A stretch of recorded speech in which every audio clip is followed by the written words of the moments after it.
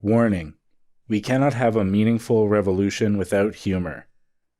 Every time we see the left or any group trying to move forward politically in a radical way, when they're humorless, they fail. That's bell hooks.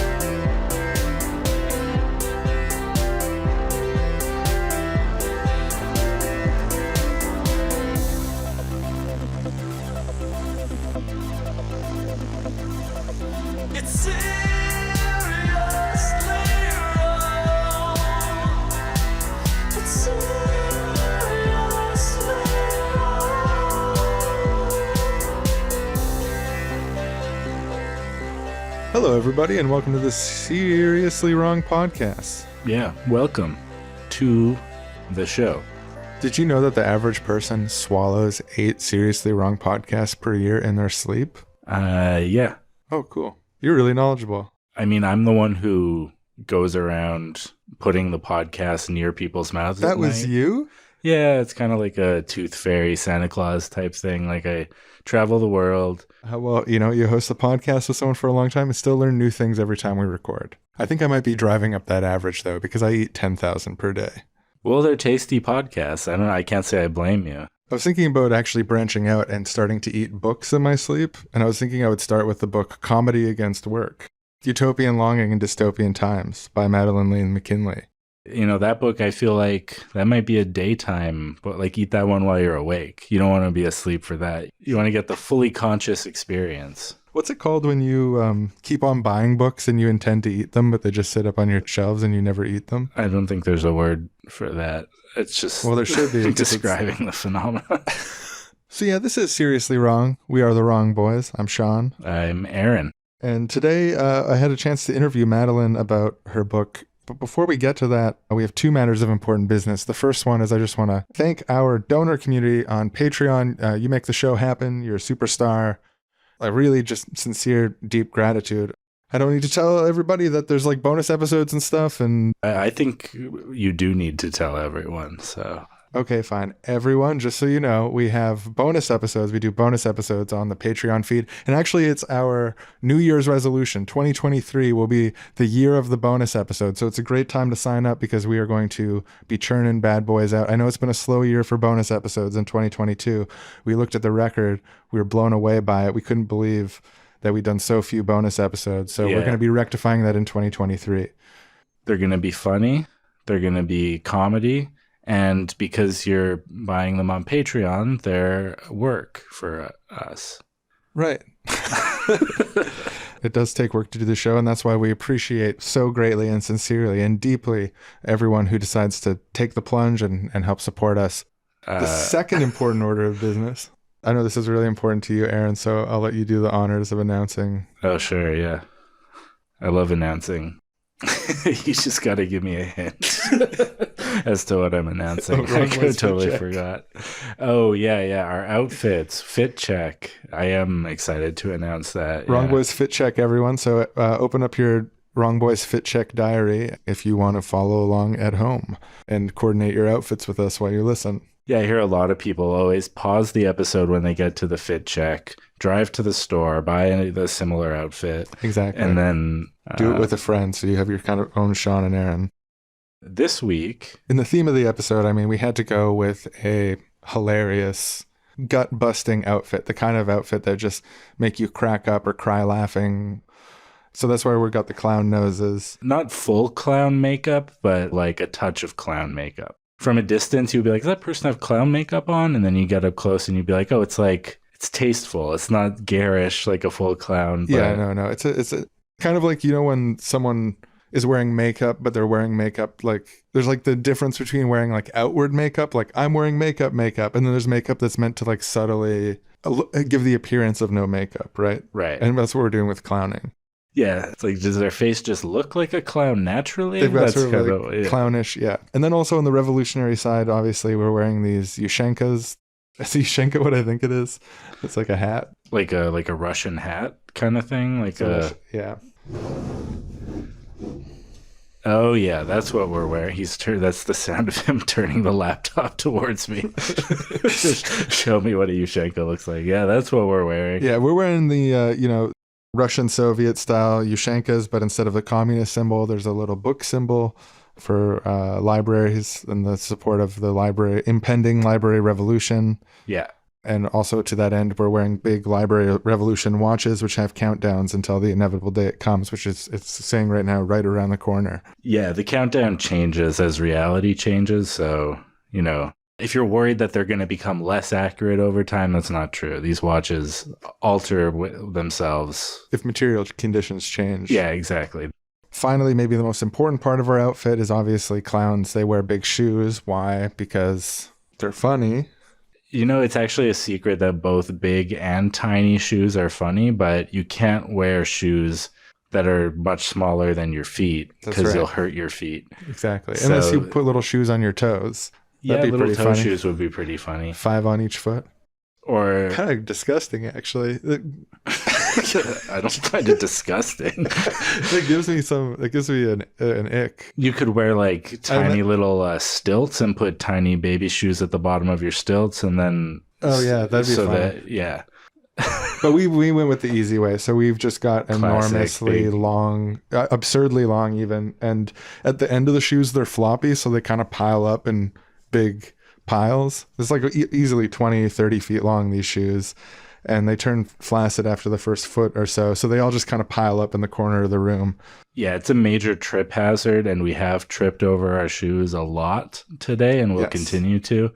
So yeah, if you're copying our fit and you find yourself tripping, don't worry, it's normal, and you're still valid. It's not a failure on your part. But you might want to cover the floor with trampolines, or pillows. Whichever's closest. Yeah. Especially as we get older and bodies aren't so flexible anymore, that wraps up Wrong Boys Fit Check. If you're doing that look at home, we managed to achieve it for, I think it was like $1,700 each, so not bad. And we encourage cosplay and take pictures, send them to us on Twitter if you're wearing this outfit. Yeah, we love to see it. We only describe how we look. We don't take pictures of ourselves, but yeah, we're a little bit shy that way. We figure if we had pictures to lean on, then we might not be as good with our audio descriptions. And this being a podcast, we're really trying to hone that skill. So we don't release pictures of our fits. Yeah, no, it's kind of like a trial by fire kind of thing. It's like, if we can't describe it, then what business do we have podcasting? Yeah, and we're also looking into potentially launching a whole new genre of fashion, which is audio only fashion, where people just describe what they're wearing. Yeah, to cover their genitals and stuff through description. I don't always think about fashion that way, but it is part of what fashion does generally. I've been studying fashion for a long time, and from what I can tell, the main point is to cover the genitals. We haven't quite got there yet, but audio only fashion, I believe it's going to be the next big thing. Yeah, we think within 4 or 5, maybe 6 years, there's going to be a day where just entirely through the power of vocalization, through the power of sound effects and music, you'll be able to completely cover your genitals and look great. But until that day, do not try that at home or at work or anywhere else, because if it's done wrong, it can be a big whoopsie. So yeah. Well, without further ado, I think we should get this tape. This is a tape of an interview that I conducted with Madeline about her excellent book. So if you don't object, I'm going to pop it in this machine. And no, I don't object. I want to hear what Madeline has to say. Let's press play. Hello, everyone. We are now joined by Madeline Lane-McKinley to discuss her new book, Comedy Against Work, Utopian Longings in Dystopian Times. Now, when I saw that title, it was kind of like the Vince McMahon meme where he keeps on getting more and more falling backwards. Like, that's the way I felt with this title. Like, each word I was like, comedy, wow, against work, whoa. So I'm really stoked to have you here. Oh, it's lovely to be here. Thanks for inviting me. Maybe the most important question is, are you a utopian? Is this a utopian book? That's such a great question. So I am a utopian, but when I say that, I want to clarify what kind of utopian I am. So I see myself and my work as part of what some call, like Tom Moylan describes as the critical utopian tradition, which queer feminists, Marxists often kind of inhabit, which is anti-programmatist and more about kind of orienting towards utopia as a methodology or a set of questions. So in other words, it's not just diverting from the utopian tradition of like, the well-described island and perfect society or city or planet, right? It's not about finding a space of perfection or representation of perfection. It's about using utopia as a practice, a set of problems, and being more methodologically oriented. So that's how I'm a utopian. But I also wear a lot of hats. I identify as, a Marxist feminist. I identify as a communist. I identify as an anarchist.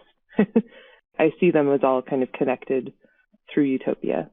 And how did this book get started? Like, where does the thrust of this book come from?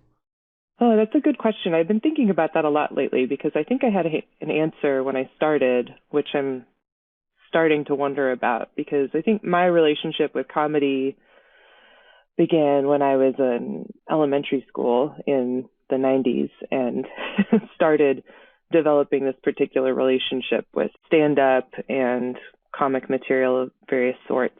Late night comedy was especially a place of retreat for me. Like Conan O'Brien's early years were some of my favorites, and then like the stand-up artists that he had on, or stand-up comics that he had on, really got me interested in comedy more generally. So there's that. There's the like childhood history, and then I went to grad school and studied utopian literature and Marxist feminism, and went to undergrad and studied English literature. So I was kind of thinking a lot about those questions in the vein of literature and cultural studies. And it was actually after getting my PhD and kind of having a little bit of an identity crisis about like, what was I doing in grad school, and am I an academic, or what's my relationship to the academy, that these things kind of just linked up magically.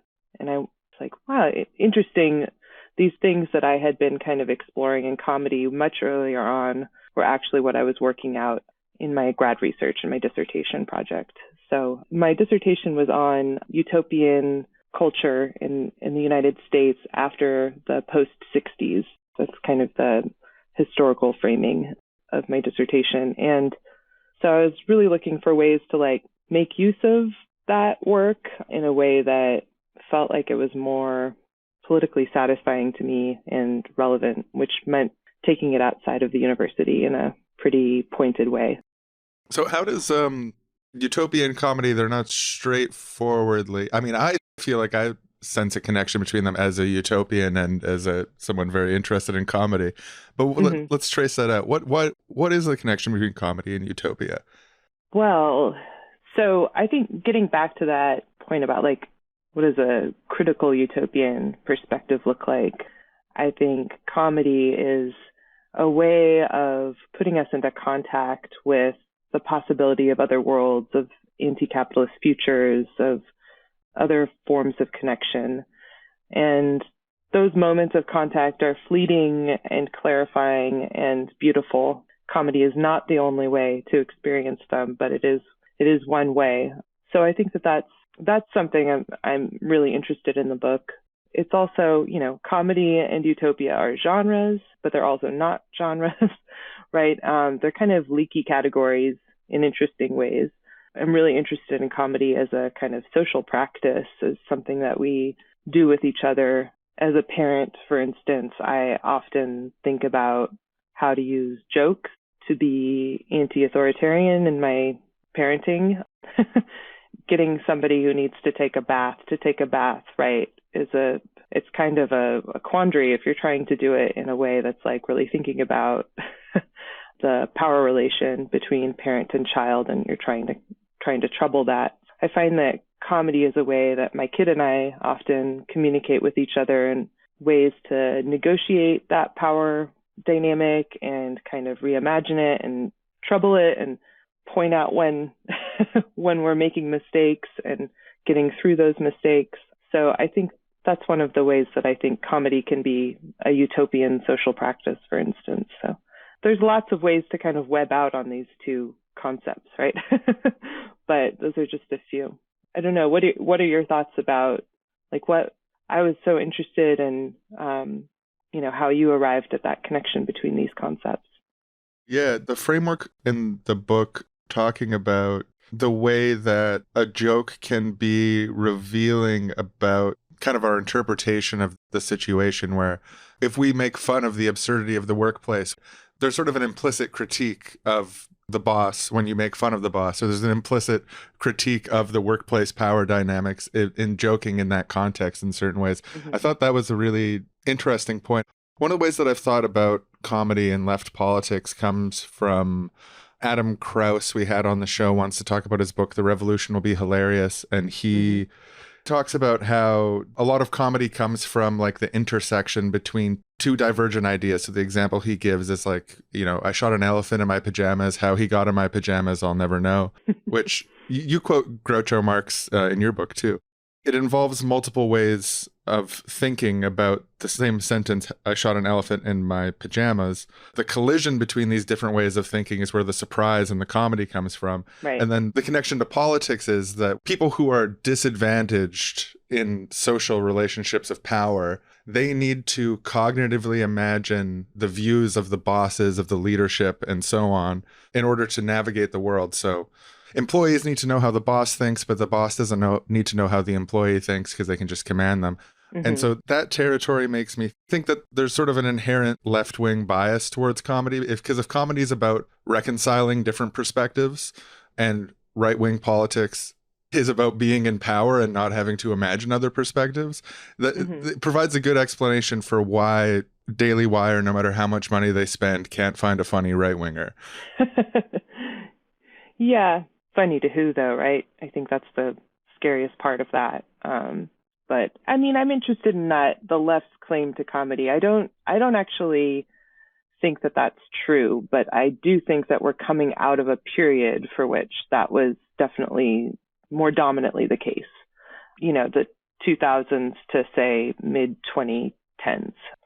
And as a utopian, I think I tend most towards the theory of comedy that I think you were just elaborating, was like incongruity theory, comedy's ability to put these incongruous things together. That's often what prompts the laughter, but that's also, a kind of spark of utopian possibility or revolutionary laughter or these kinds of things. And I think that's often where left comedy kind of hangs out. But there's that whole other vein of comedy, which is about pure domination. And I think that the right has really locked into that in the last decade pretty intensely. So I think that's part of why I'm always a little bit hesitant to define comedy too clearly, because it has that way of leaking out into these other ways. But I think domination and incongruity are definitely two of the kind of main ways in which I understand comedy and how it works at a technical level or formally. Hey folks, this is Shawn. Later in the editing process, having listened to myself interviewing, I was a little bit tired that day. I'm a little bit self-conscious. But one thing in particular, I just really want to clarify, because I got it factually wrong, and the truth is more interesting. So she asked me about the connection between Utopia and comedy, and talking about Adam Krauss's book, I failed to mention that the argument is that comedy needs to be a merging or intersection between multiple perspectives, and that is also what the process of democracy requires for compromise, democratic engagement, public reason, etc. So that's his core argument about democracy. And I was kind of blurring in another argument, which is based on some conversations that I've had with him, taking some insight from bell hooks about how the oppressed need to understand the vision of the oppressor more than the oppressor needs to understand the vision of the oppressed. And in some ways, the oppressor needs to not see the way of the world from the view of the oppressed. So that's why the punching down, dominating comedy isn't funny to people of taste because it's not intersecting these different perspectives. It's just in one perspective. And when they try to approximate the perspective of the non-dominant classes, they can't approximate it well. And as a result, they seem really out of touch. So anyways, that's just a little bit of clarity on that particular note about the connection between utopia and comedy. And Adam Krauss's idea about democracy is a really key sort of building block of my thinking about this. The idea of comedy as critique is another bit of thinking about this. But I really just wanted to clarify what was actually in Adam Krauss's book. I don't know if it makes for good podcasting to do that, but when you listen to yourself be wrong on the radio, and I couldn't edit it out because she responded to what I said, and it's like, anyways, feels good to just know that's clarified. Back to our show. Something I was thinking about when reading the book, you talk a lot about stand-up comedy. There's some fascinating labor history around stand-up comedy in the book. What about Mitzi Shore's the strike at the comedy store? Or yeah, Pauly Shore's mom's strike at the comedy store. But and there's also a couple different directions the stand-up comedy stuff goes in the book, including talking about sort of the mythology of this authentic stand-up comedian who's free from work. And it was making me think about my experience I did stand-up a handful of times, probably almost 10 years ago now. But when I tried doing it, I felt awkward about being the center point of the room. I've got a background in improv, but there's something kind of authoritative and lecturing and a lot of stand-up voices. When you think about sort of golden age, everyone's favorite stand-up comedians, they all have this kind of know-it-all, two steps back, above it all, unwashed Han Solo comedy persona kind of thing. And I felt a lot of pressure in that direction. Do you think there's something about stand-up comedy that encourages elitist comedy or encourages this sort of domination-based comedy? Yeah, absolutely. It's such an American form, too. So hyper-individuating. It's really hard to, even in duos, hard to kind of collectivize stand-up, right? So I see that as a really big tension. I also think that's why these ideologies of work are just kind of flourishing around stand-up culture, and how the stand-up has become such a kind of paradigmatic figure of how we relate to work and imagine ourselves in these kinds of entrepreneurial fantasies. But yeah, I think that's a really interesting thing, and that's probably one of the things I really like about, I read a lot about Maria Bamford, and she's one of my favorite, well, I'll just say she is my favorite stand-up comedian, and part of it is that she just is so awkward on stage, that making visible of the awkwardness of that I think you were just kind of articulating. And if somebody's too comfortable with that, in that positionality, I think that's something to be very skeptical of, right? Which is why I think it's become such a hot zone for fascist thinking over the last decade. So I don't know, did you stop doing stand-up completely, or? Yeah, well, I barely started, but I tried it a few times. It sounds like hell to me, honestly. I don't know. I found it haunting altogether. No one was funny enough. And then I'm in this room of all these people who aren't making me laugh, which is awkward. And then everyone gets their turn as the 5-minute Mussolini. And they all make fun of each other and they're bullying each other. And the guy who's bullying the other guy, I'm like, no offense, man, but you're not very funny either. Yeah. So I don't know. I feel my general takeaway from it was this isn't for me. This makes me uncomfortable. Yeah. The bullying thing bothered me, and the heckling thing. And there was this guy heckled me, not to brag, but he was calling my set too woke because I made some sort of joke about, oh yeah, no, it was the shape of the clitoris wasn't mapped until after Space Jam came out was my joke. Which is scientifically true because it's 96 and 95 or something. All right. Yeah. So it wasn't the right scene for it. I got heckled for it. And then when he heckled me, then I shit talked him. And then he was like, when you responded to my heckling, that was good. That part was good. And I was like, just leave me alone, dude. What's wrong with you? Yeah. Stand-up has become more and more focused on anger too. I was just listening to an interview with Bill Burr. Sometimes I am masochistic like that, but sorry. But I don't think anything he says is ever funny. It's just, he just gets angry and mean and bullying. And then once he gets people into a certain state, then he starts just saying things for the sake of shock, to kind of maintain that momentum. And I'm just so uninterested in that. But that does seem to be where stand-up comedy is more and more going towards, this kind of anger and shock instead of funny, And, the bullying was always there, and it kind of comes and goes in stand-up for sure. But it's just really at a fever pitch right now. It's scary. I don't know. But I've also had some really profound, moments in stand-up clubs. Like watching somebody bomb can also be like a beautiful, humbling experience, and like commiseration comes out of that. And there's just something like really alive and fascinating about stand-up performance that I don't want to say, as a form, it's all horrible. I just see how in these particular ways it becomes so vulnerable to a kind of fascist takeover. Yeah, I have a fondness for stand-up comedy that hasn't gone away. And I think the best stand-up comedy is one of my favorite things, like when really, really good stand-up comedy really hits. Mm-hmm. Yeah, I don't know, this is the paradox, is because I really do think that the merging of these divergent perspectives is where really good comedy comes from. And like, to use the example of Dave Chappelle, when you look at his early specials, there's parts that don't hold up as well over time. But then there's some parts where there's such a profound combination. He's able to turn stuff on its head in a way that is just so energetic and connected. And then when you compare that to his most modern specials, and it's not just because of the content and the controversies, but that energy isn't there anymore. And it's got this kind of blandness to it of like being rich too long or something. You said it.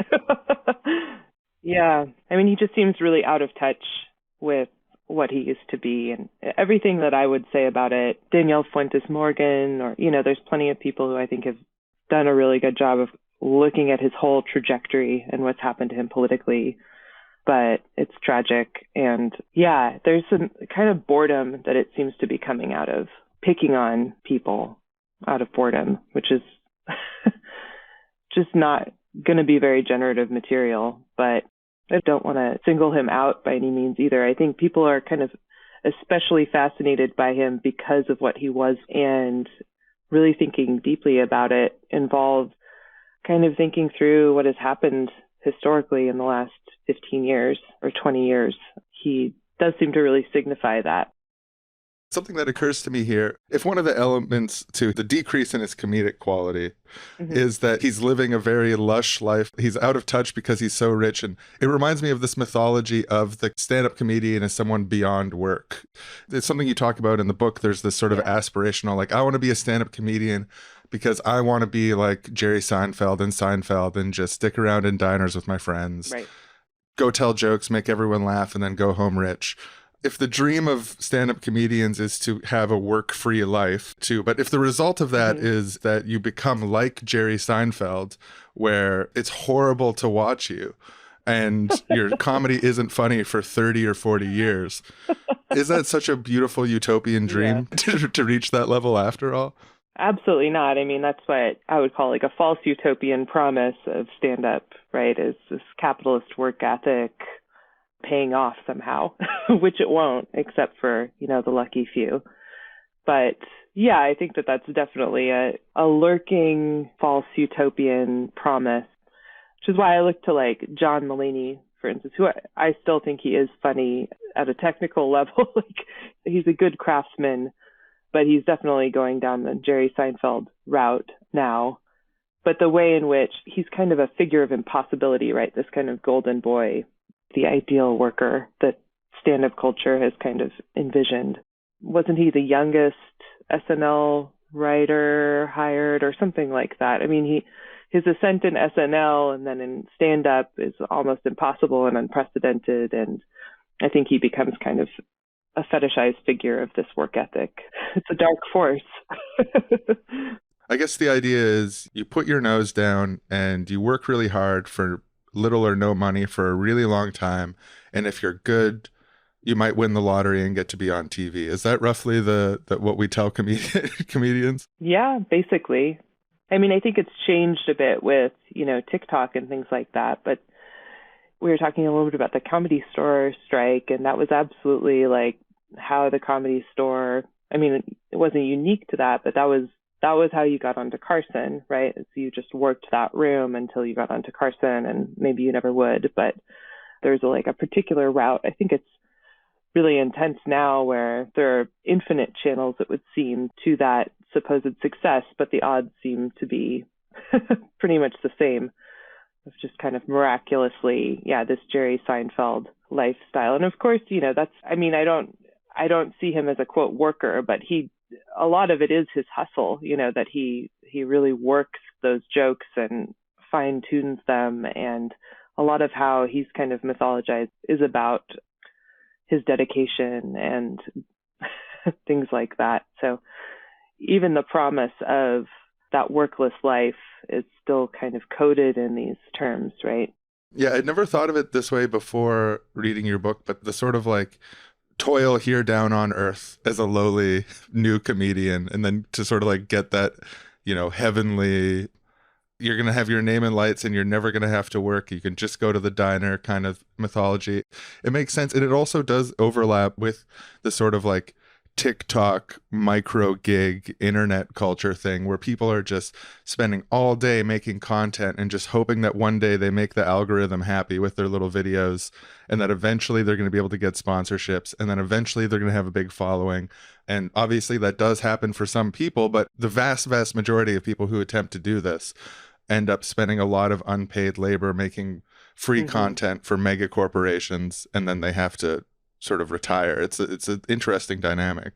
Absolutely. Yeah, it's interesting. I mean, so we're talking a lot about stand-up, and stand-up is an interesting epicenter of these ideologies of work and comedy. But, I'm also really interested in the anti-work practice, say, of watching television, watching comedy, just to turn that on its head, right? How we use comedy in relation to our work lives. So even if Seinfeld is kind of at the narrative level, right, feeding into these problematic, false utopian work ethics of the stand-up comedian kind of figures, the actual practice of, say, watching Seinfeld and during my office hours or something like that, that's also something I'm really interested in, is a way in which we relate to comedy, right, as workers, listening to comedy podcasts while doing work, or, caring for someone or something like this. Why do we turn to comedy in those moments? What does comedy do for us? Yeah, and that's where I see some of the more utopian questions popping up. The dystopian questions are popping up around Jerry Seinfeld.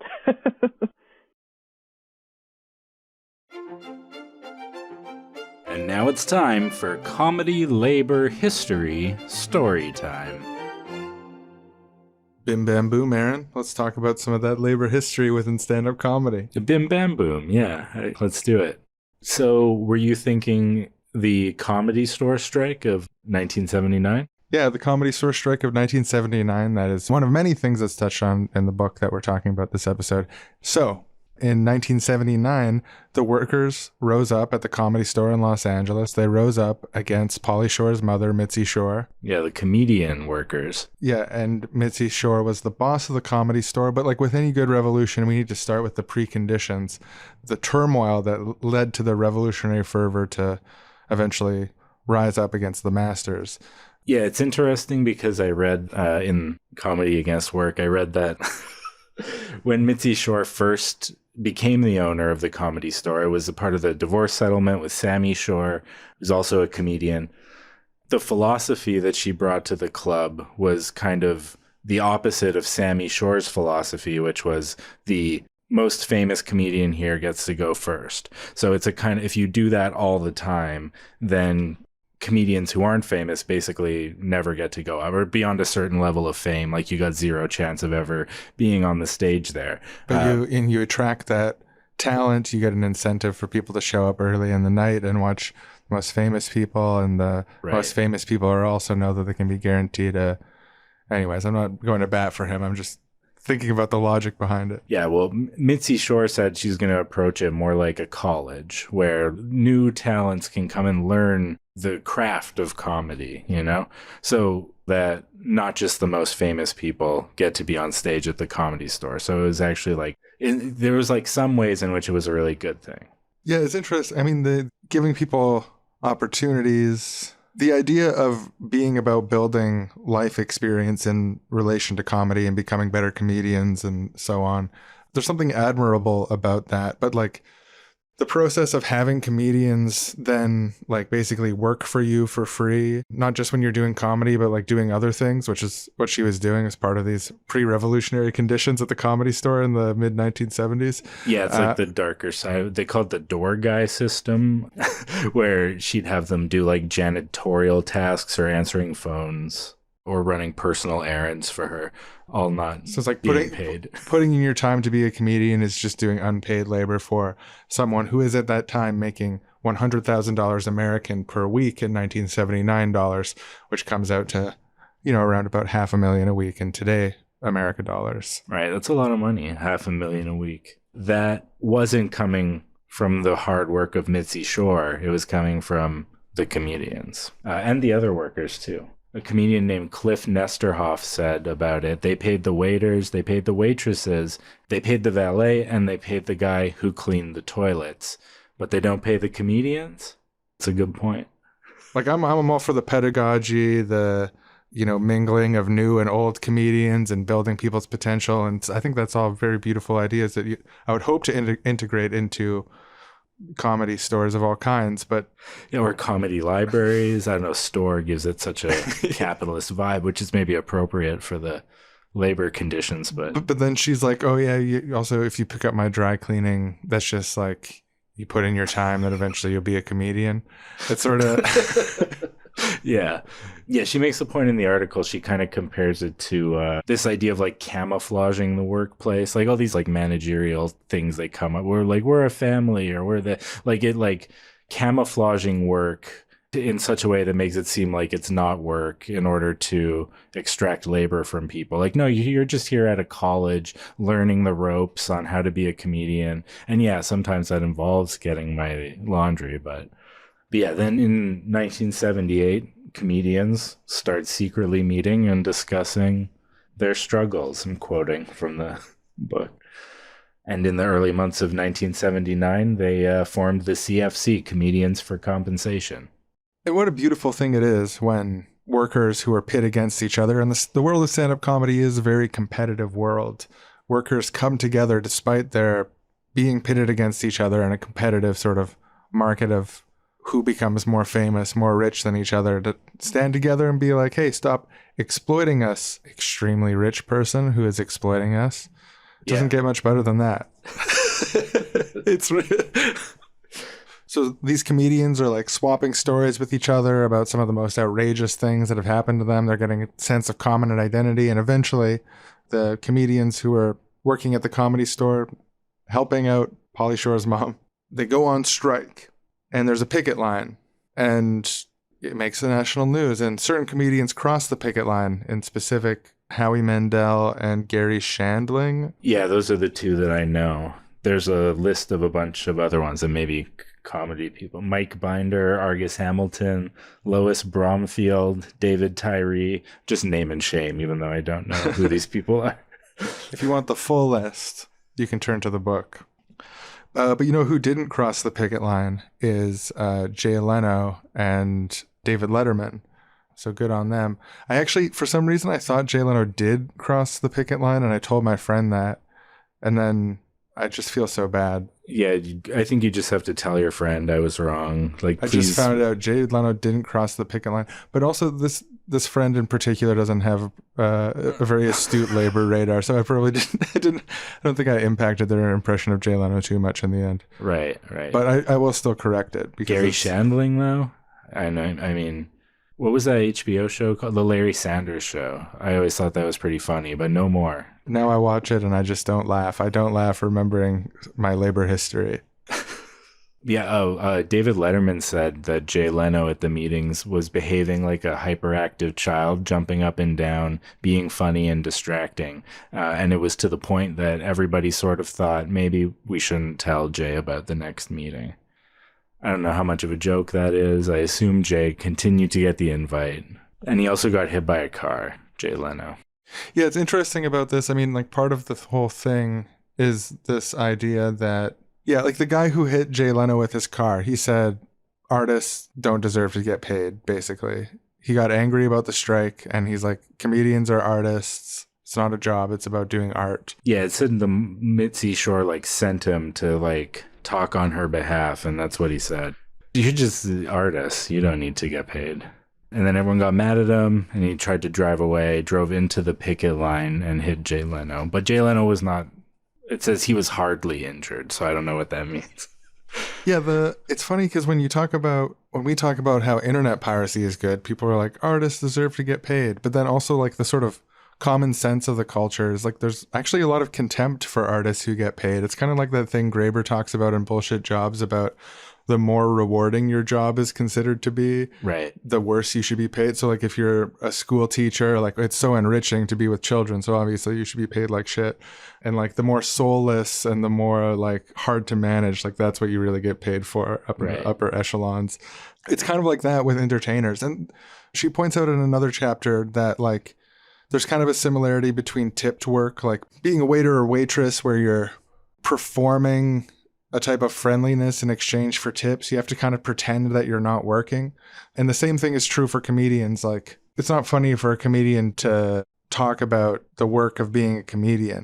I mean, like, if you think of like a YouTube content creator has to pretend that they're having fun all the time. And it's like a vicarious thing. So people watch it because like, oh, Mr. Beast's antics are entertaining. But also I'm imagining, what if I was Mr. Beast? I would be free. So a lot of different content and comedy. And I think the same is true for podcasters. Is like a lot of time you listen to podcasts and it's not just about being like, oh, these people are funny, they're like my friends or whatever, but it's also about sort of the fantasy of also being there. But it's like, well, if I was on Chapo Trap House, I'd have so many good things to say. And part of that comes from the guys on Chapo never talking about how it's work.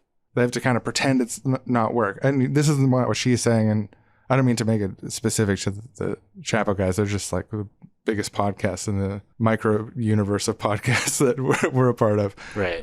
It's kind of interesting, and the way that it overlaps with the idea of like putting in your time and building knowledge and doing work for free. And the same thing is true of like being a content creator on the internet. It's like, how many YouTube videos do you release before you even bother having a Patreon? Yeah, the Comedy Store strike is inspiring, you know, people standing up and being like, yes, I'm an artist, but it is also work. And like, I'm an artisan and this takes effort. And like, I don't exist to be your comedy assistant. Like, you're rich. Give me a share of the money that I'm helping generate.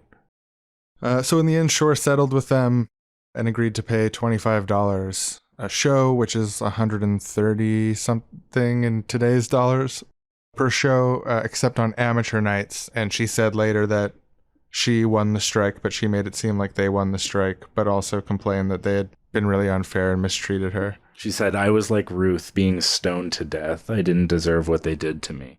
Which, by the way, is just for clarity, like the Comedy Store was making $100,000 a week in $1979, which is like a lot of money. And then she wasn't having her own dry cleaning dealt with. Yeah, in general, I think artistic fields need to redistribute money from the vampire-like middle managers and, you know, labels and all those companies and people and things who get in the way, like, take all the money. Yeah, and to be fair to Mitzi, I want to not to be too one-sided here. She did contribute things. She had a vision on how to run the store that was interesting and perhaps an improvement on the earlier era. She had a business sense and was attempting to make money, and that was her focus. So there's like a skill there. But at the same time, part of running a business in the world, part of the game rules of that is a fight between the captain and the crew that recurs. And the job of a good captain under this system is to compromise and work with the crew for the purposes of the betterment of everyone. Yeah. But also, according to the game rules, they try to maximize themselves. So that creates kind of like a tension. I'm not saying it's a good thing. I'm just saying how it is. And she's probably playing the game pretty well. So I just wanted to give her credit for that. It's kind of like a girl boss moment. Yeah, absolutely. I can't deny that it was a girl boss moment. But often, and this is pointed out in the book as well, often in cases where There's a real chance that like misogyny and the idea that she didn't deserve to be in her position could have played a part in the success of their movement. It's just an ambiguous note. And the book also hits an ambiguous note on that. Right. Yeah, no, it makes sense. The labor history also has a lot of ambiguous notes if you look at it. Yeah, especially with regards to misogyny. Yeah, and like racism and that sort of stuff. And that was Comedy, Labor, History, Story Time. And now back to our show. In other news, 1990s workplace comedy Torture Prison, the lighthearted romantic slice-of-life comedy that takes place in a CIA black site in Eastern Europe, is back yet again with a new season this summer, now on the streaming service Careflix. A Careflix CEO had this to say. Viewers loved Danielle, Orlando, and the whole torture prison gang, and we're excited to bring more great stories about the workplace politics and people at Ninas Vanasfutka to our viewers, who market research tells us want to see lighthearted workplace hijinks with zany uncles and coworkers falling in love. Torture Prison will be bringing that this season. Viewer data shows that people will often leave this show on in the background while they look at their phone so that they don't feel alone. Careflix has pledged to keep it intelligible while you're not paying attention, even if it means a worse show. In other news, beloved stand-up comedian and sitcom star Binkles the Clown is back with a new special entitled Why Don't You Cancel This Middle Finger, You Filthy Cockroaches? Known for his family-friendly comedy about raising his 3 children as a single clown, this $8 billion deal with Careflix is part of a 4-special deal, with each focused on telling it like it is about a different political minority. What? I meant it as a compliment. Can't we say anything anymore? In other news, are you a total genius? A new study says that listening to comedy podcasts at work is a symptom of extreme Einstein-level genius. Because you're having a great time, but you're also getting paid. We spoke to a worker on the widget line to explain their strategy, which experts call inspired. Basically, I plug in the comedy podcast and I make the widgets. So basically, I'm like having a great time. I'm also making widgets and I'm laughing it up, and my boss is none the wiser. Bosses are outraged, saying that they thought workers were only listening to music on those earbuds. Work is no place for a comedy podcast, and that's why all of us bosses hate laughter. It distracts from the turning gears of industry.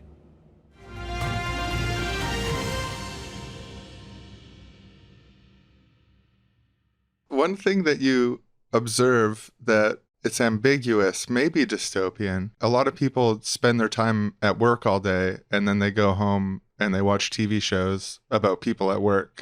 Yeah. What does that say about us? I know. Yeah. I mean, it says so many things at once, right? That we can't escape from work, but we also really want to, right? It's like an expression of this deep longing to live a life outside of work. And it's also a reflection of our inability to do that. And it's both of those things at once, which I see as, a profound tension that comedy is really working through. Like The Office is such an interesting example. Why was it in the pandemic when offices were shut down and whatnot, The Office was more popular than it had ever been before? And it was like 55 billion streaming minutes in 2020. Right? Why are people turning to that show in particular to cope with and make sense of this moment of, transforming working conditions? It's also really terrifying that there's this whole new generation that is discovering The Office and watching The Office, and they're elementary school to middle schoolers, who have hopefully never worked in a paper office before, right? But work is so totalizing that I don't think that an elementary school student is really thinking of this as like a workplace comedy. It's more like a playhouse or something like that The Office is packaging work as. So there's a lot of layers there. And that's exactly why I think taking a kind of critical utopian perspective is really important because you have to be kind of dialectically negotiating with with these contradictions. And so I do see that there's something really beautiful, though, about why people turn to shows like that, which is that it's giving us something that we wish could be imaginable, right? There's like a profound dream at the center of that, right, that is tainted by work. But really at the core of that is our desire to not be working, for work to not be work, right? And to be living in a world where we could somehow transcend that. That's something to kind of think through more. But I mean, I'm interested in like watching as laziness, what exactly that means. On the paradox of the workplace as a family, there's almost like this propagandistic kind of thing to have all these TV shows that are about workplaces on one hand. So it's almost like a pacification, a capitalist public relations kind of, you're going to be exploited, but you'll get a few laughs and friends along the way. It's like a big family. And you'll meet your life partner and, you know, all these things, right? Like the Jim and Pam line is like, you'll fall in love in the office, right? I mean, that's really disturbing. Which I mean, I know that's how it is, but that's really how it's coded, right? Yeah, no, it is fascinating to think about just like the subtle kind of message, because most people don't, you know, meet the people that they have kids with or whatever in their office environment. Life is a varied place where you meet people in a lot of circumstances, but in the TV show called The Office, obviously it would happen there. But then on the other hand of it too, it's propagandistic in a way, but then there's also ways that comedy can represent a break or a critique of, even in The Office, there is a little bit of comedy comes from the absurdity of recognizing that no one wants to be in an office and that a world built around offices is a dystopia. Right. Yeah, that's absolutely a part of it, right? It's all of these things at once. And I think in that show in particular, by the end of it, this kind of ideology of like family completely captures all of those other more critical strands that I think are coming up earlier on about, it is about a paper company and a paperless economy. It's like completely absurd, right? But that gets kind of lost.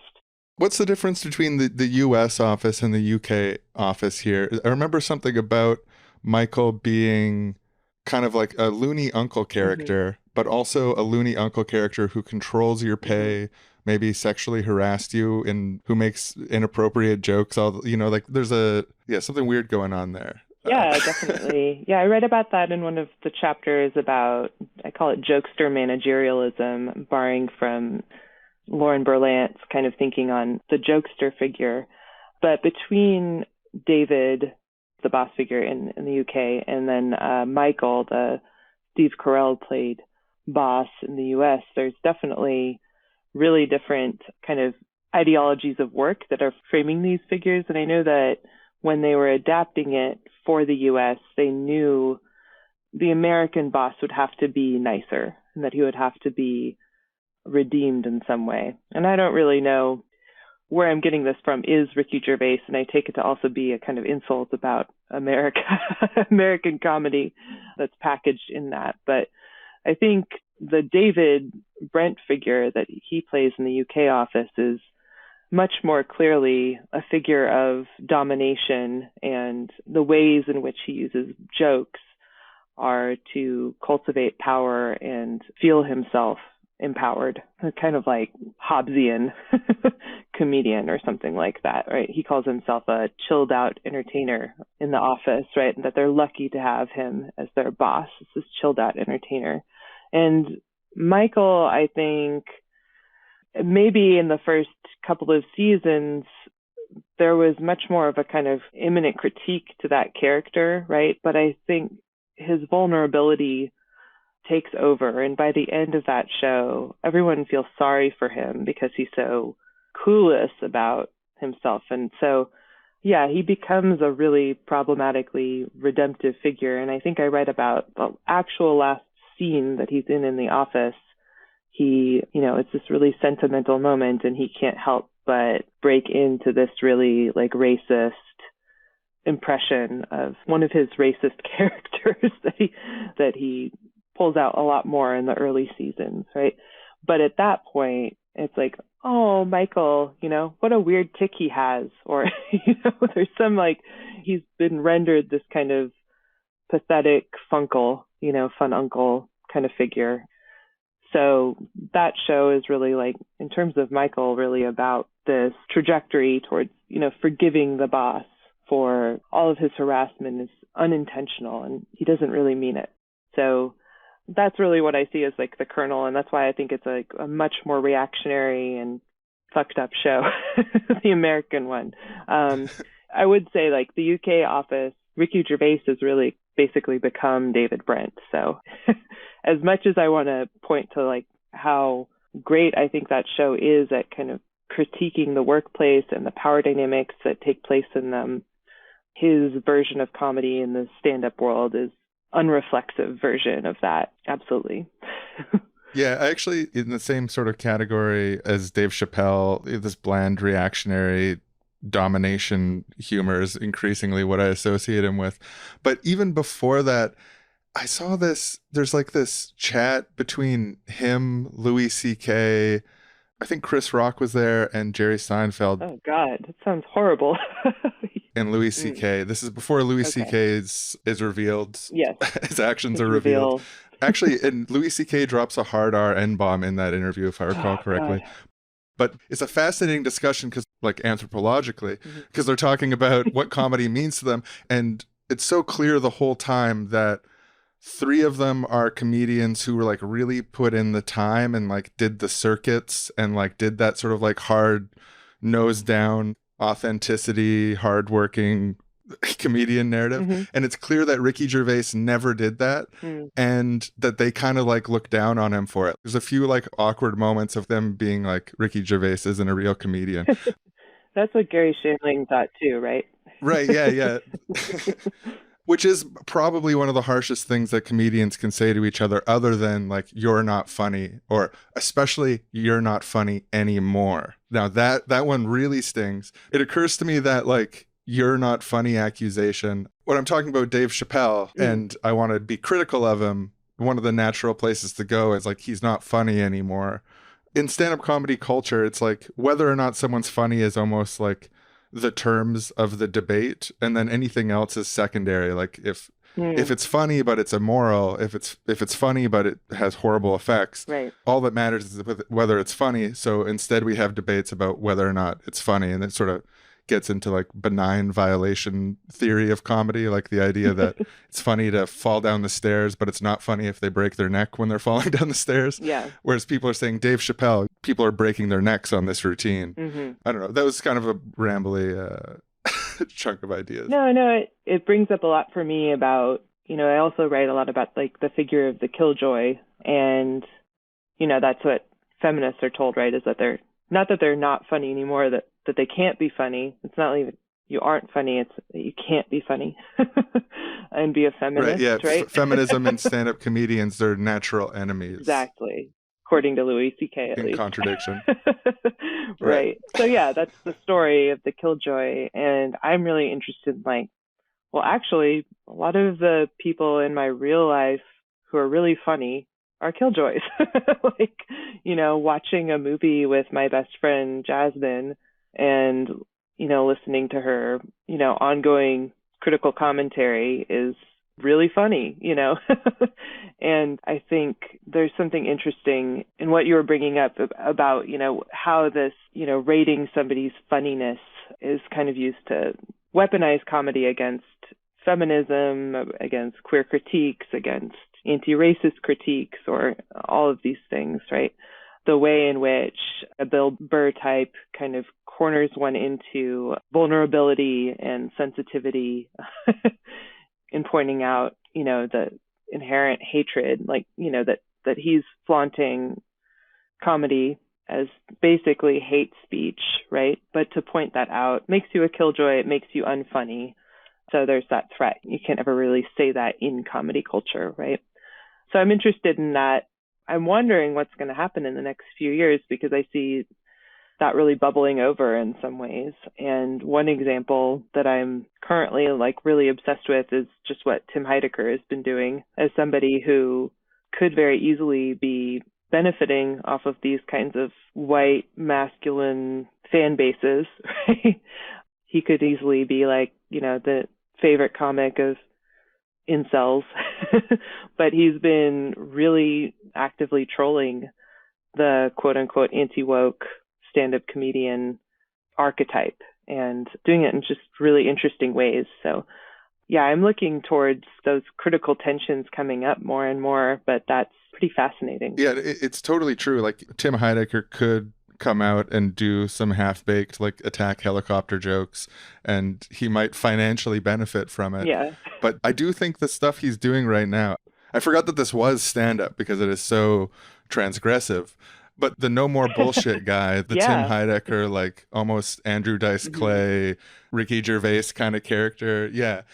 Yeah, it's his Andy Kaufman moment. When I watched that special on YouTube when it first came out, I think that is the hardest I've laughed at stand-up in years. His ironic, shitty, narcissistic, and he's totally sort of satirizing that exact dynamic in comedy of the unwashed Han Solo, 2 steps above it all kind of thing. It really is brilliant stuff. Yes. And I'm glad we don't live in the universe where Tim Heidecker is doing the attack helicopter tour. That would be extremely tragic for me. That he's gone Jim Brewer or something like and become that type. Or yeah, I think, and that's exactly what his comedy is doing now too, is pointing out, just to like circle back again to, the ultimate insult among comedians is to say you're not funny, but the parody Joe Rogan hour that he did, that's like a, on loop for 12 hours. I don't know if you watched that. I did watch that. I've watched a lot of that. Oh my God. Yeah, I watched almost 12 hours of it because I was deeply fascinated. I unfortunately couldn't write about it in the book and keep trying to figure out, well, what am I going to do with this? Because I'm really in it. But yeah, pointing out to just how unfunny Joe Rogan is too, right? Like, I think that's part of what's so satisfying is the way in which he's revealing the unfunniness of this material. The way in which that's really what will sting for a Joe Rogan is to feel seen as the unfunny asshole that he is. Yeah, I'm really interested in what Tim Heidecker is going to keep doing with this. I really hope he keeps doing it, and I hope more people think through how to weaponize satire, and especially white men in comedy. Like, if you're still going to be a white man in comedy, like, do something like that, That's amazing. It's interesting. It makes me think of, like, there's a criticism to it. There's a similar dynamic in the way that, say, like a attack helicopter comedian approaches lecturing everyone about how kids these days on college campuses don't like comedy anymore because they're too busy making up new pronouns, versus the stand-up comedian form. It's still taking almost this sort of lecturing approach with the Killjoy comedy of lecturing comedians on the indifference they have to the outside world, having their head up their own ass, being out of touch by being too rich for too long and being too praised for too little work, and yada, yada. There's a kernel of parallel of critique in how in one direction it's being used to reinforce the structures of society. In another direction, it's being used to criticize structures in society. Yeah, I mean, I think there is a kind of lecturing impulse, but it's also partly in how he's using, and I'm sticking to Tim Heidecker here, but, how he's using satire is, it's precisely what's not being said that's being said the loudest, right? So I think that's interesting. And Tim Heidecker's probably a bad example of that because of that satirism being so present. There's a whole slew of really great, like River Butcher. I really liked his last, I don't think it was a full hour, but Comedy Central special that came out last year. And there's great comedians doing more like sincere Killjoy comedy that is actually critically unpacking some of that stuff and not just trolling back that I find interesting, and I also feel really protective of, because it's just a scary time to be vulnerable in stand-up with all of these quote-unquote brave comedians. And in some ways, that's exactly what those, quote, free speech warrior, brave comedians want, is for people to reveal this vulnerability and act like the snowflakes that we know they are, or that kind of thing. So it, Admiral Adbar, it's a trap. Like, I really get worried sometimes about some of these really beautiful queer feminist Killjoy stand-ups because they're the real brave ones, right? And it's hard to watch that happening when you know there's so much potential harm that they're facing and they're taking on themselves in that world in which hate speech has become so abundant and prolific. Yeah, and they're not just brave in the potential harm they'd face backwards, but they're also undertaking a harder comedic project. They're trying to tackle the sort of like mountain climbing of comedy, which is to make something really funny that it also remains really conscious. And that is like, that's a whole another layer of skill. Like when you find someone who can walk that line in terms of technical proficiency, and this is another thing stand-up comics like to do that I'm kind of aping, is like being like this sort of analyst of comedy, of my personal inclinations out of it. All politics aside, you have to acknowledge that the technical proficiency of someone who's able to juggle social justice and getting an audience to break down laughing is doing something sort of masterful that Ricky Gervais doesn't have to do when he does Attack Helicopter number 512. Yeah, it's just easy, right? I agree. And it's beautiful to watch when it works, right? But it works one night and it doesn't the next, right? That's the other thing. So that fleeting, like what we were talking about before, that like utopian moment of brief clarification and epiphany, is really something to be protective of and to be looking for and trying to find ways to facilitate and keep that going. But I could see why, I'm not even going to go into like the whole Nanette thing of quote unquote quitting comedy, but there have been a lot of people, not wanting to do comedy. Like that's the whole story of this, is who in the history of this forum has been prevented from even stepping into it, right? And it's painful to watch people who've gone through that, get into it, quote, pay their dues and do that hard work that we're talking about, and then feel a need to leave because of these things. So I don't know.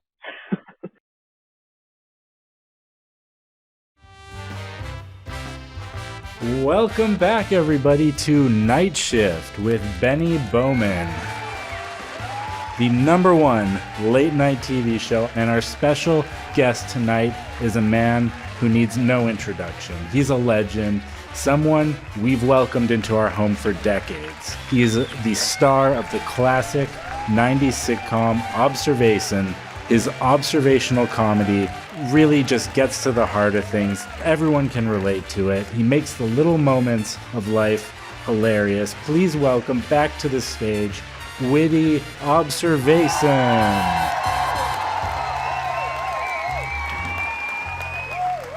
So I'm getting my home theater replaced, which means I have to deal with some real geniuses. Don't hitting themselves in the head with the hammer. It's like, didn't you go to college to sit at a desk instead of working with your hands? Still on TVs, huh? Never got onto computers? So the thing I hate about this, I'm trying to get this quick TV repair on my home theater system. It's a huge TV. I think it's going to take 10, 15 minutes. I call the guy in. And this genius is touching all my classic movie posters, pulling them down off the walls, getting his fingerprints on the glass. And it's like, do you even know the history? It's hard to find good talent for bad jobs, low jobs. People who don't prioritize their time well end up in those jobs, and then you don't get the best. So he's there to install my satellite dish, and I'm having to orbit around him like I'm a satellite. That pisses me off. I mean, my masseuse, my personal masseuse, she's on the way to my penthouse. She'd give me a phone call. Oh, I'm sorry. I forgot how big the staircase up to your penthouse is. And clunk, clunk, clunk. I can hear her table behind her. She's dragging up the stairs. Oh, I'm so sorry. I'm going to be 10 minutes late, 20 minutes late. So I'm like, look, life happens, but I'm going to start paying it when you're here to give me my massage. I'm not going to pay when you get at the gate. You need to remember this. I'm not paying you to figure out how long the staircase is. And I mean, everyone wants a piece these days. Starting with the government, city hall, bureaucrats, but even down to the lowliest, worst jobs. Like, I'm sorry, I don't tip on food deliveries. These food delivery people, they grab my food, bring it in the dirty car over to my house. They don't insulate the bag right, so it gets cold. Take some of my French fries. They leave it at the front gate instead of bringing it all the way up the stairs to my penthouse. And I'm supposed to bring out my platinum card for that? No thanks. I mean, I'm getting blood dry here. Plus, they're adding a tax now for bags. It pisses me off. You know, what's the deal with servants running their mouths? In general, don't they know how replaceable they are? It's like, boom. It's like quick phone call. It's like, you are dismissed. Do these servants not realize that their job is to shape my reality into one in which I'm a hero? It's a simple job. That pisses me off. Thank you, everyone.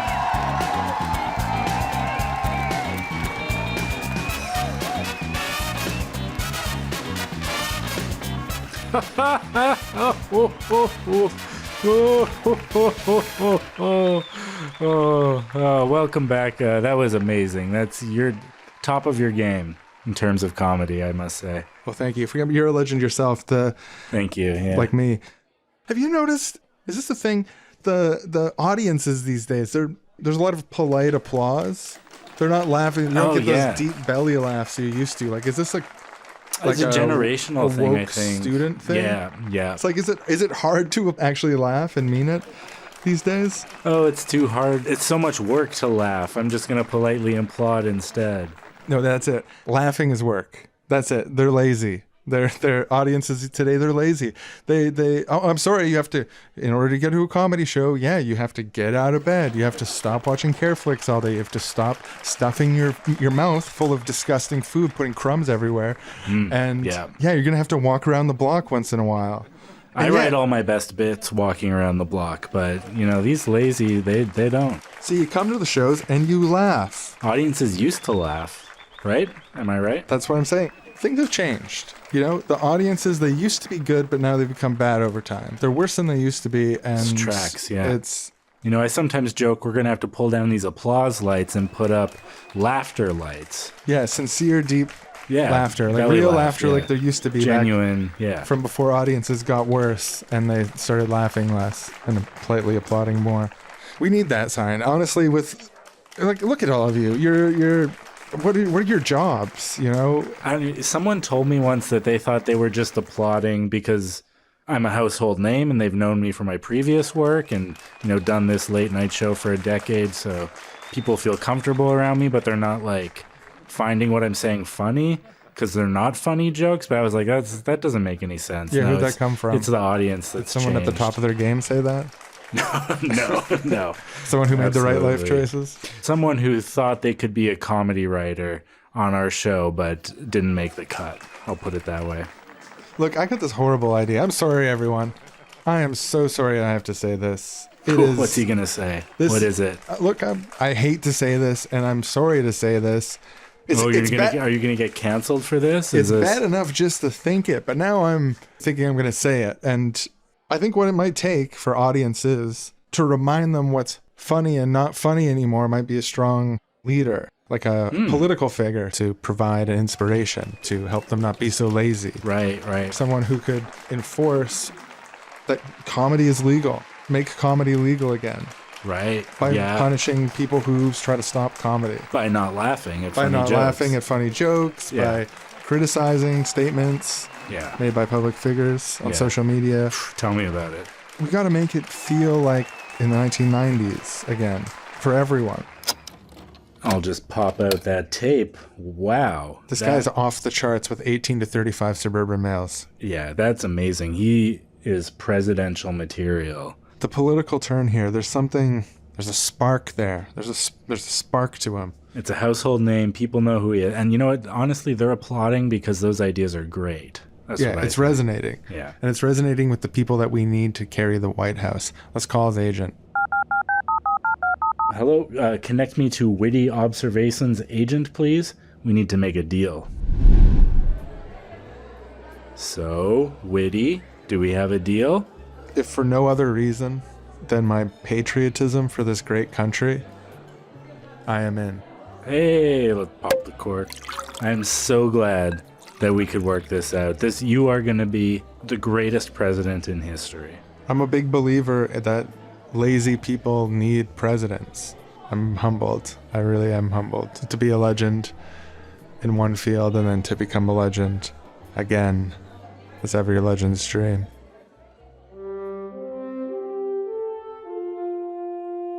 Witty observation for president, bringing the 90s back.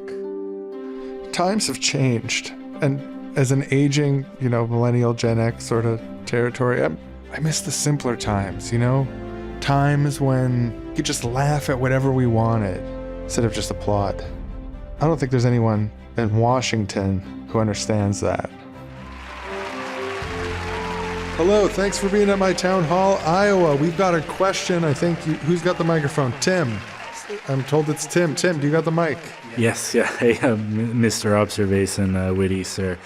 Big fan since the 90s. Always loved your stuff. And, I was trying to relax after a hard day at work last week, watching some of my favorite old comedy specials, laughing at the jokes. And my daughter came home. And, she goes to one of these public schools. They've been teaching her God knows what kind of Marxism. And she says, Daddy, that's not funny. That's not funny at all. That's problematic. And I said, something needs to change. Can you help? Thank you for asking this question. That's an important concern. And this is happening from coast to coast. This is something that we're seeing more and more of, frankly, and sadly, but most importantly, frankly. Comedy used to be something that everyone could just laugh at. You look left, you look right, everyone's laughing. No one's frowning, no one's shaking their head no. And the comedy would be judged by, does it make you laugh or not? There's no room for conversation. Oh, that wasn't funny, even though it got a laugh. Now, that new territory has been opened, and so I propose that we close it. The only way that people are allowed to, under my regime, the only way that people are allowed to respond to comedy is either by laughing or not laughing. They're not allowed to applaud, they're not allowed to provide commentary, not allowed to review. The only test is laughter. That is what comedy is about, so let's make it pure and let's enforce that by the barrel of a gun. And secondly, we need to fight for the right for comedy to be legal, and that means going to war with the people who are attacking comedy. So namely, we need to politically suppress critics of comedians. And make comedy legal again. Make comedy legal again. Yes, that's right. If you elect me, I will be your champion. And everyone will be laughing again, just like the old days. It'll be easy to laugh and laugh and laugh. And no one will ever be mad at you. And I'll just pop that tape out. So, focus group, what'd you guys think? I'd vote for him. You seem strong to me. The 90s were simpler days, and I wouldn't mind going back. Honestly, I'm someone who loves to laugh, and so I felt like I had a real kindred spirit with him. Yeah, kindred spirit. No, I feel that. I would do voter fraud for this guy. It's so much harder to laugh these days. My only criticism is I can't vote for him today. I would support the fascist coup takeover to install him without voting at all. Yeah. That's a good idea. Oh, yeah. Just until comedy's legal again. Yeah, something about seeing that guy talk just makes me want to politely applaud, like out of respect. He's like something about him. Well, he was great in the 90s, It's just applaud because of that. Right. Memories. No, then maybe that's it. Yeah. I support him. I'll just pop out this tape. Well, yeah, grandson. So he went on to become the leader, the president, fascist president. And it's one of the things that happened in my life. Wow. Sort of a crazy story. And then what happened after that, Grandpa? Yeah, well, it's a story for another time. You're going to bed and... I don't want to go to bed yet. I want to hear the whole story. Oh, well, This is such a sad ending. A fascist leader arises? That's not how you end a story. Knock, knock, grandson. Who's there, Grandpa? Bedtime. Aw. Do you open the door? No. It's very rude. You should open the door and let bedtime in. Can't the rest of the story come and beat up bedtime and kick him to the curb? No, that's also very rude. Bedtime's our friend. Sleep is good. Bedtime is a tyrant. No bedtimes, no masters. The more you sleep, the better you feel. Okay, I'm turning off the light, and you just lie in bed. If you sleep, if you don't sleep, I don't care, but... I'm not sleepy at all. I'll never fall asleep. What a kid. I wish I could tell him the whole story right now, but it's getting late. Time to go put on one of my favorite shows on Careflix and just kind of look at my phone and stuff like that while playing my favorite show on repeat in the background, racking up streaming minutes. Will this grandpa finish telling his grandson this story? Will witty observations' fascist reign of terror end up bringing the 90s back for everyone? Or will he be defeated by some kind of counter-political force? The answer to all these questions and more at the end of the episode.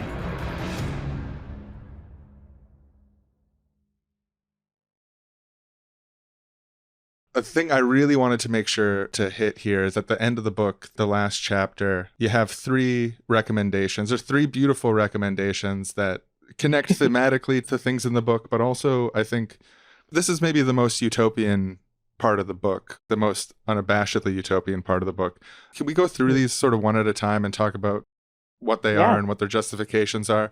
The first one is play. What does play have to do with having a good life, addressing the issues with work culture? Well, one of the things I'm looking at in that section is how play has become, its own work ethic, right? And become distorted by work in the same ways that love and care and artistry, and the book kind of works through these different sites of recuperation. But I'm looking at the decline of play specifically in children's lives in the United States in that section, how less and less unstructured, free, self-directed time is being experienced by children generationally, and especially because of the pandemic. So that's one of the things that I'm interested in that section, is distinguishing that unstructured, free, self-directed time and activity from the era of what's called playbur, right? The rendering of labor into play, the rendering of play into labor, right? To find ways to extract profit from activities that appear, at least on the surface, to be playful or fun or games. So I think that requires a kind of critical methodology, which is what the last chapter is looking at, is toward a utopian method of comedy. So taking back play and really thinking about the ways in which play has been robbed from us, and to also identify the ways that play appears as that which it isn't, and the ways in which, work really robs us of that actual experience that we're getting when we play, which is just to be doing something for the sake of doing it, right? Right? That there is something inherently self-motivating about it that isn't about what you're going to get next from it, or you're doing this so that you can appear as a better worker or to instrumentalize work in some way. So that's really what I'm interested in with play. And I look at the ways that this child psychologist, Peter Gray, has been kind of writing about the decline of play from children's lives as an epidemic, something unnoticed crisis that's been ongoing for decades. I love the politics of play stuff. I was really excited to run into that, and the argument is structured with a lot of evidence, and I'm already convinced, but I found it very persuasive. Should adults be trying to play more? Is that a utopian method, do you think? Yeah, totally. I think that's what we're looking for in comedy, right? Is somebody, and especially in comedians, somebody to help us play, help us to do this thing that's become so estranged from us under capitalism. But I do think it really involves a lot of important thinking about power, and how what's really happening when we're playing is we're fucking with power, right? And so I think we need to be playing. We also need to be figuring out how to play with kids and how to support kids in playing. And this is one way in which we can learn as adults from kids. They can teach us how to do this. They know how to instinctively. I'm not trying to naturalize children in this way or fetishize them, but before they're completely deprived of this aspect of their childhood by like the school system or these pressures, children can really teach us a lot. Being a parent, that was something before my kid developed like verbal language, was especially like, how do we communicate, right? It was through making silly noises and through these kind of pre-verbal sounds and things like that, right? So having more experiences like that, I think enhances our abilities to even, momentarily be at play.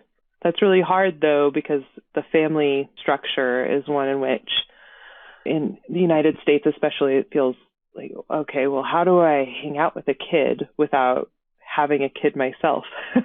Right? And I think that's one thing that we can also do as kind of utopian thinkers is interact with children as comrades, as friends in play, and to do that in ways that also trouble the family form. And yeah, I think that that's a really beautiful thing.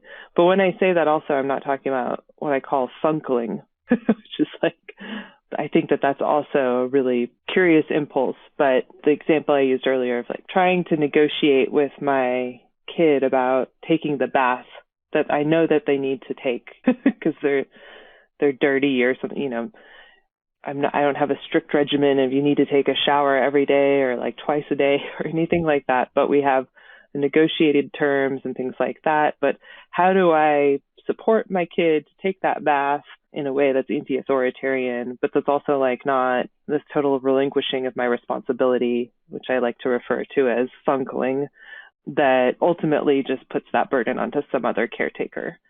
So I think these are all things that we can figure out more effectively if we are able to play. And I say that knowing full well there are many adults who have just never played.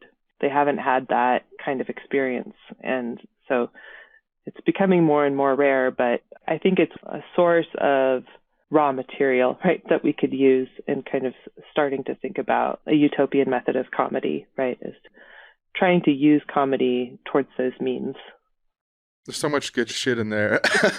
One thing that you said early on that really, I think is really profound, and it kind of gave me an aha moment when you were just talking. The idea that stand-up comedians are helping people to understand how to play.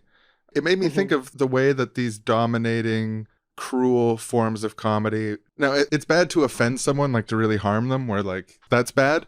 But that framework really gives us context of something that's more, I think, profoundly bad than that. And as I'm circling around it, I'm getting a little bit emotionally moved by the concept. I don't know, just the idea that a stand-up comedian taking the wrong tack could be shitting on the parts of people that wants to be happy and playful. And like, it's not just like an attack on the person as a whole, although that's part of it. It's also like shutting down this avenue of human expression by saying like, this space that we all want to express ourselves in, you're not welcome in. Yeah. It makes me think about like the ways that we can implicitly tell comedy that's inclusive and open and make sure that everyone's welcome to join in on the joking, that it's a shared space of play rather than an exclusive. Anyone who appreciates mirth and joy should be bothered by the idea of someone being told that they're not welcome to join. There's something really twisted about that. Yeah, I really agree with you. And I think when we're talking about comedy, we're not just talking about stand-up, but that is why that's happening so much in stand-up and so much more easily. And I think of like improv. I know you were saying that that's where you've inhabited comedy than stand-up. And yeah, the play is so much more accessible formally through improv, right?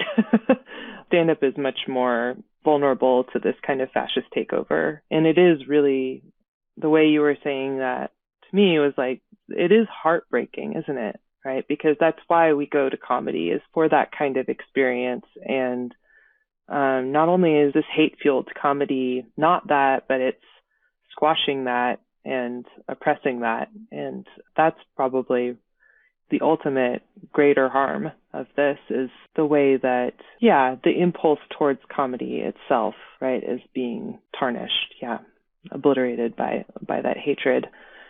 It's sad. Like, I'm getting emotional too.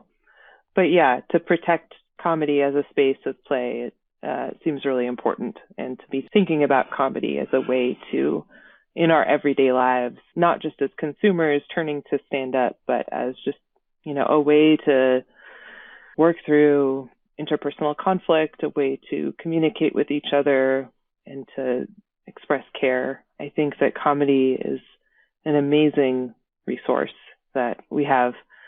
And so we need to protect it. We need to be thinking about these different tendencies and practices within comedy and be able to make these differentiations.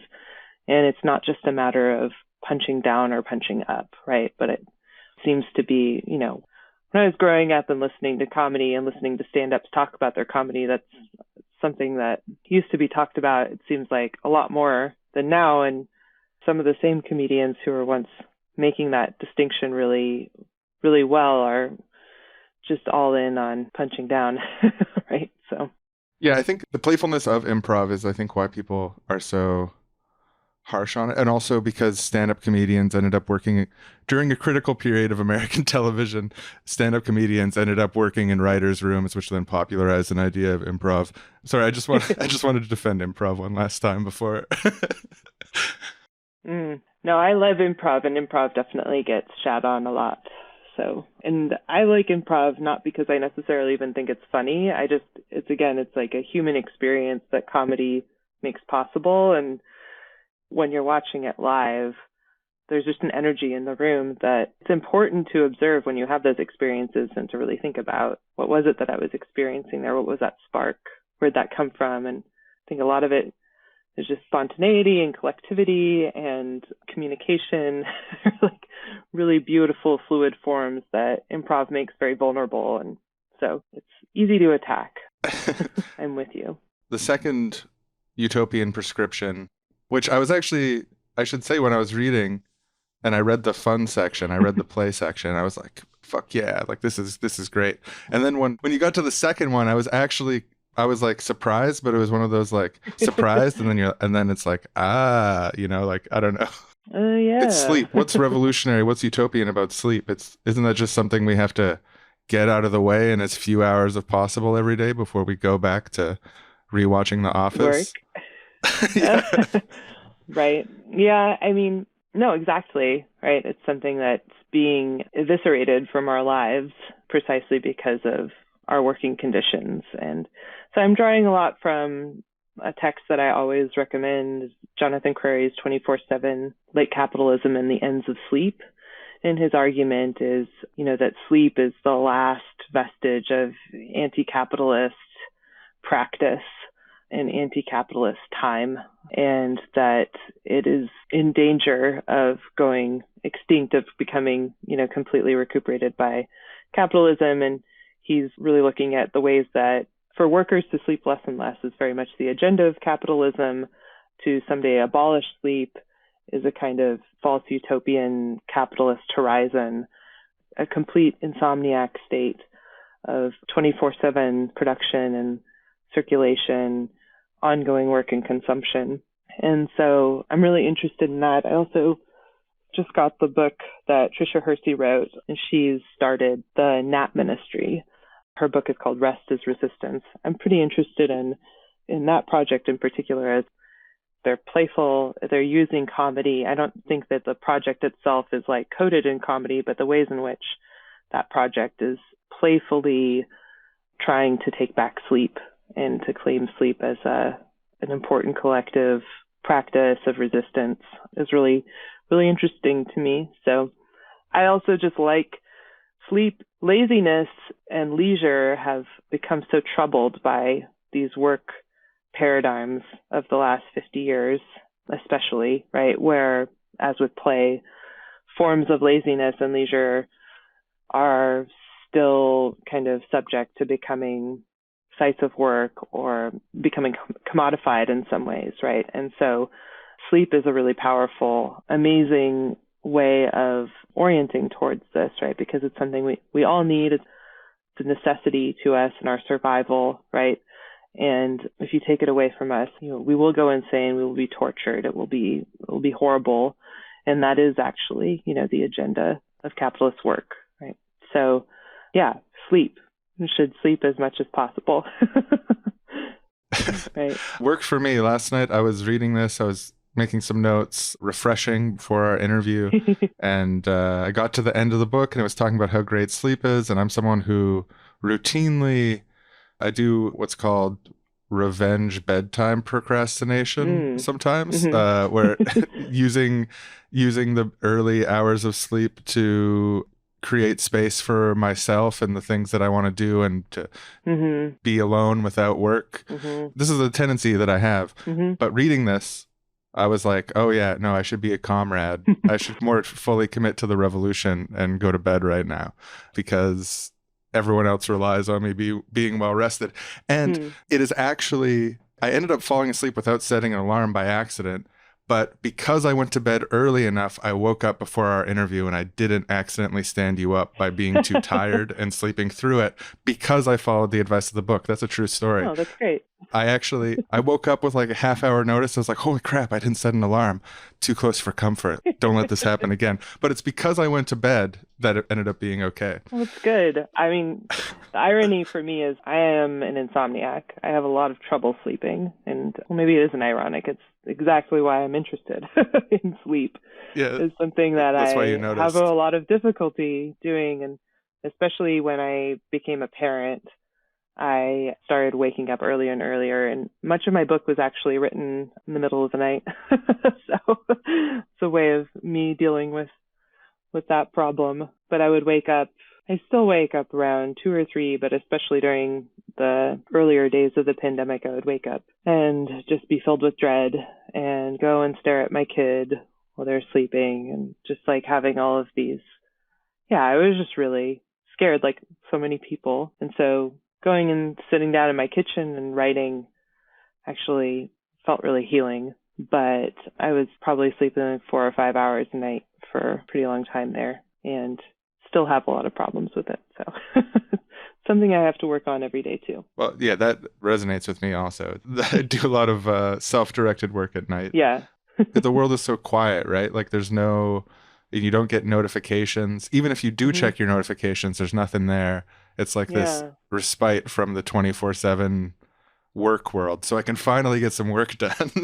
I know. Yeah. It does feel like that. Yeah, there is that. I have to grapple with the fact that, like, what am I doing? I'm working on my anti-work project in the middle of the night, right? But critical negation. I'm trying to work my way out of a lot of this for myself, but kind of it is a trap. It is a trap I'm writing in, and so it's a matter of kind of finding a critical approach, right? And finally, there's a third proposal, and maybe I'll let you introduce this one. Yeah, yeah, I'll just hand it off. There's a third proposal. What is it? It's called Blob.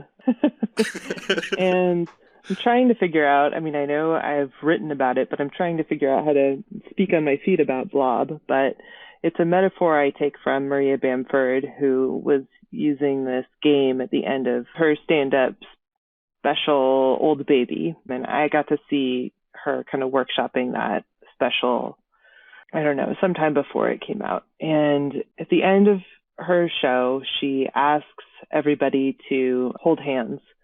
She starts by finding somebody in the audience to grab onto. And she explains this. This is a game. It's a shit game. Nobody's going to like this, but we're going to do it.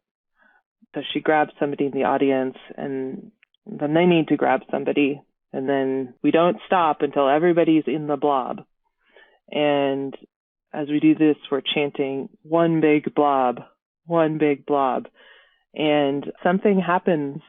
It's almost like I'm describing, a psychedelic experience, but something does happen in this weird game experience where you're chanting this thing and holding hands with a stranger and knowing her stand up. You've been through this kind of silly but powerful reflection on mental health and mental health struggles. And so for me, I had this really amazing moment that I couldn't quite, it was over, but it didn't quite leave me, of being in a blob. And it was at a time when my best friend had died by suicide, and I was just dealing with a lot of grief and confusion and just heartache. And to be immersed in this blob felt transcendent. It resonates with moments I've had in crowds and taking to the streets with comrades, occupying a university building with people, with fellow workers and things like that, but it was really interesting to me about this experience in Bamford's show was how she was commenting on that experience as it was happening and then after. And her suggestion to the audience afterward was, if we could just blob it for a while. And I really loved that as a suggestion, right? And so that's as close as I get really to a utopian program in my book is, can we just blob it for a while, right? Find these moments to blob and to use those blob moments to see the world differently and inhabit it differently. And to also see, the lie that is capitalist totality, the sense that we're all living in, that this is how it has to be and how it will always be.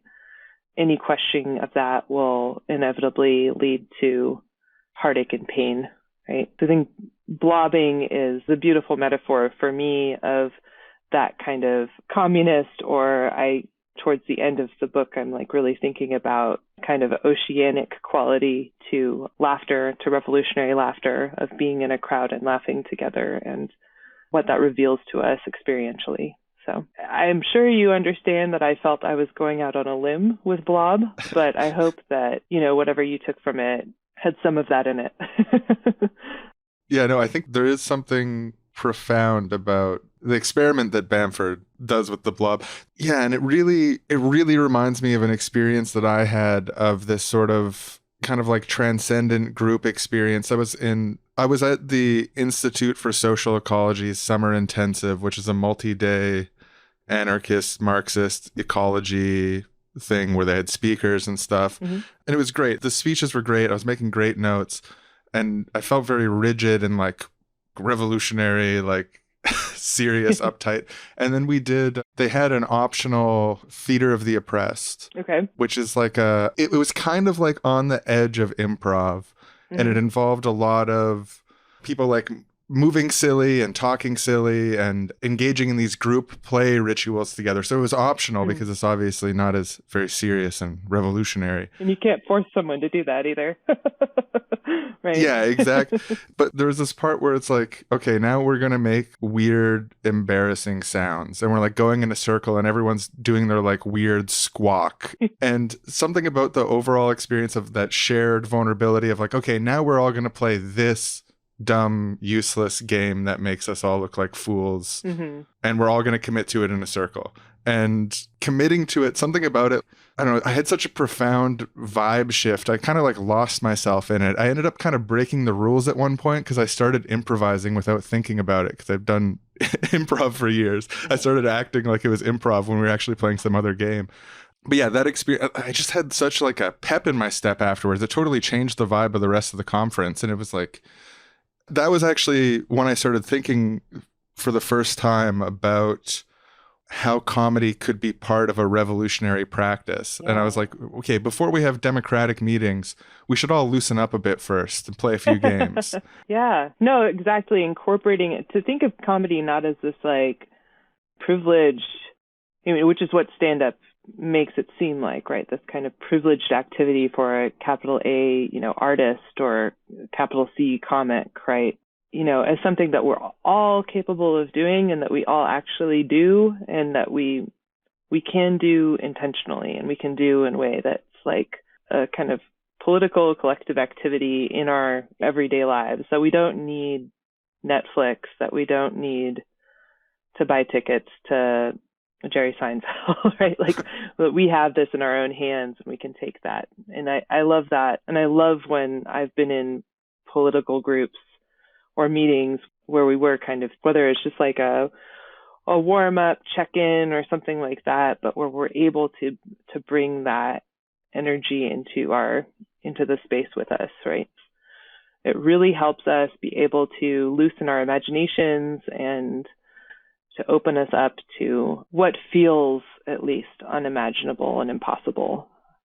This has been a great conversation. I kind of wish we could keep going for hours and hours, but sometimes good things, they must come to an end, and by ending, they're even better for it. To keep it complete. And I feel like we covered a lot of really interesting stuff here today. It was a pleasure speaking with you. Do you want to give one last pitch for your book and tell people where they can pick it up? Oh, or is yeah, that too embarrassing? Absolutely. No, well, you can just, I'm always very happy to promote my press, Common Notions Press, which is a great independent political press based in Philadelphia and Brooklyn. So Number one thing I would say is if you can become a supporter of that press, you can get books in the mail every month that are really awesome. But mine is one of them, and it's called Comedy Against Work, Utopian Longing in Dystopian Times. You can get it anywhere, I guess, that books are sold. But I would prefer, doing it on non-Amazon websites if possible. Yeah. Awesome. Well, yeah, really great, really fascinating book. As soon as I saw the title, I was like, this book is up my alley. And if you in the audience have a similar feeling of this book is up my alley, then I definitely enthusiastically recommend checking it out. We really sort of scratched the surface here in a lot of ways of some of the arguments and ideas that go into this reflection on this intersection between comedy, work and anti-work, and utopianism. So I endorse it. And thanks a lot for coming on. This is a great conversation. Yeah, thank you, Shawn. It was awesome to talk to you. And I'll just pop out this tape. Well, that was a fun interview. Good book. The 3 things at the end, I think there's really something interesting. Play, we love play on the show. We play around a bit. We planted that flag before. We like play. I really liked the idea that Madeline said early on in the interview. I feel like it's a really potent way to talk about the connection between comedy and utopia, is that comedy puts you into the way she put it was puts you into contact with the possibility of other worlds. Because when you're joking around or like acting as if something else in order to make a fun, or when you're using comedy as a critique of something, all of these things kind of point at maybe there are possibilities other than what is. Like, there's a way that being playful with your words and joking around kind of implies that other things are possible. Laughing at the absurdity of your workplace or school is an acknowledgement that an alternative is possible. Right, yeah, and she even points it out with like her parenting and like how being able to joke around about bedtime with her kid helps to kind of like, at the very least, make the power imbalances something that like you both are free to talk about and like kind of poke at and question. This kind of like freeing aspect of comedy pointing towards what could be. Sleep. I mean, who doesn't love sleep? Especially in the morning. At night, it's not always as fun, but in the morning, it's amazing. I always try to remember morning sleep when I go to bed. Like, yeah, I'm going to go to bed and get that extra morning sleep where it's like, Oh. I'm a fan of night sleep. I like night sleep. Once there's like sun outside and so it's like harder to sleep. So at night, it's better. For me, I don't mean to judge your sleep. Oh, yeah. No, not at all. No, I don't feel offended. No matter how judgmental the comment was, if we're being honest. But yeah, I don't know. I find going to bed is like a chore, and getting out of bed is also a chore. Whereas if I remember not wanting to do the second chore, it can help me to do the first chore. You sort of save yourself a chore in the end. Right, yeah. And Blob, I think Blob is really interesting. Blob, we could almost do an entire discussion on by itself, like the intersecting ideas. Like, part of it is sort of agreeing to do something arbitrary together in a way that creates a group cohesion that involves like also lowering your defenses at the same time. Like that combination of things is, I think, what resonates with me about the idea of it, of like this, what could be a transcendent experience about doing something like that. A sort of transcendent, goofy collectiveness, I think, is a great prescription. I definitely have had experiences like that where it's kind of putting yourself in situations where normal social mores are violated in a way that feels freeing and open and not like restricting or like, I don't know what's going on, but kind of like, oh, like we could be interacting with other people in a different way. And like even something as like mild as like everyone hold hands in one big chain, like move through the audience in a big chain and like look at your neighbor and talk to them, being something that kind of loosens up the seeming rigidity of the way that we interact with each other, creating difference in the way that you reproduce the sort of cycles of normalcy is, yeah, it's great. It's an experience I've had before. And I feel like there's a real like sort of like a good prefigurative space, I think, should evoke that feeling in people of like, hey, we can do things differently. Yeah, it's like record scratching your experience, the reality tunnel that you inhabit, all of the sum of your experiences. It's like scratching the record. It's to just experience this wildly different thing. That's kind of how I felt at Occupy at first with like the General Assemblies back in 2011, where we're doing face-to-face democracy in person. It wasn't like, oh, I want to do this forever and live in a face-to-face democracy society. That was totally not on my mind. But the feeling like you were doing something differently and everyone playing according to these new game rules that most people were just introduced to and just playing faithfully according to them in good faith in the attempt to like govern the camp and figure out our own values together. Yeah. There's something really inspiring about that on a more fundamental level than having a meeting in a park, which was sort of what was going on one level. Yeah, there's like the intellectual level of it, like, oh, this is an interesting way to make decisions together. But yeah, I think the experiential part of it is like this exciting, freeing, like... That's another thing about improv too. And I know I can be such an improv freak, and I'm probably so annoying to people who aren't into improv for whatever reason. But improv is the space where there's just these different little game rules, these little worlds where there's game rules. So like questions only, where you're improvising, you can only ask each other questions. And there's this funny dynamic there that you sort of notice as you play it, is that when someone asks you a question, you want to answer it so bad. So when you're freely joking around playing a character and you can only ask questions, getting in the headspace of really only asking questions is legitimately hard. So people always are tripping up on it accidentally, and it's fun. You create different, but that's just an example of like, there's thousands of different sort of improv games, and some of them are more about the performance side of like, how can you put on the best performance?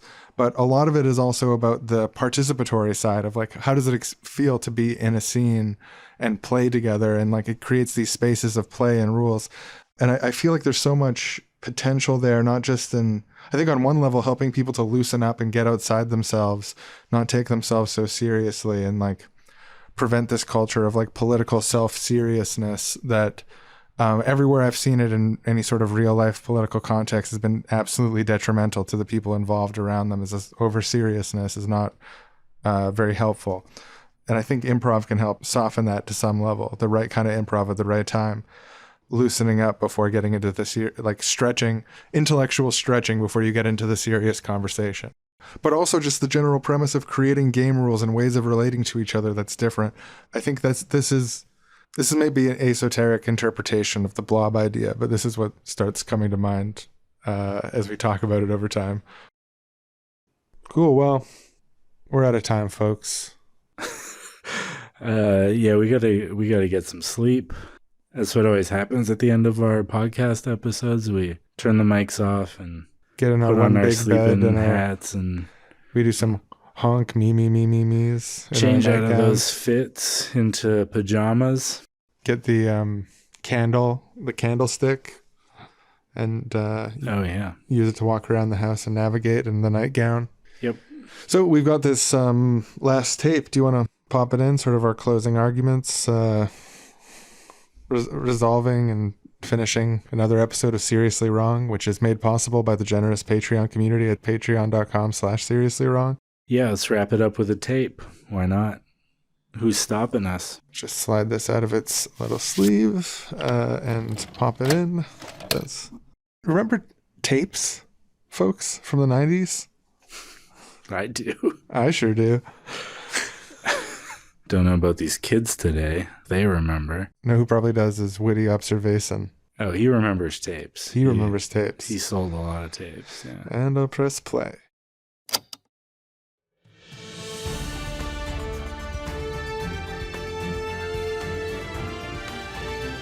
Today on Wrong World News, the children of the world have mysteriously stopped playing.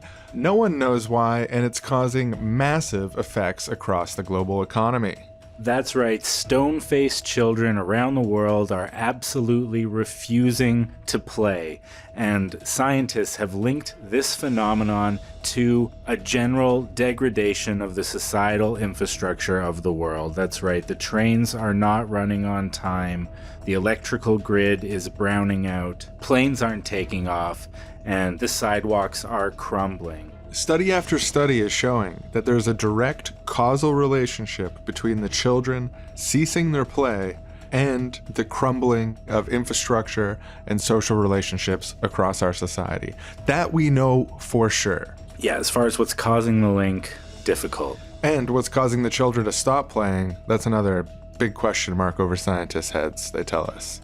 Yeah, I even know anecdotally at home, my kid, they're sitting on the carpet, laying out a million toys in front of them, saying, "Here, please, play. What games do you want? You want what could be more peekaboo? natural You than want to that? do anything?"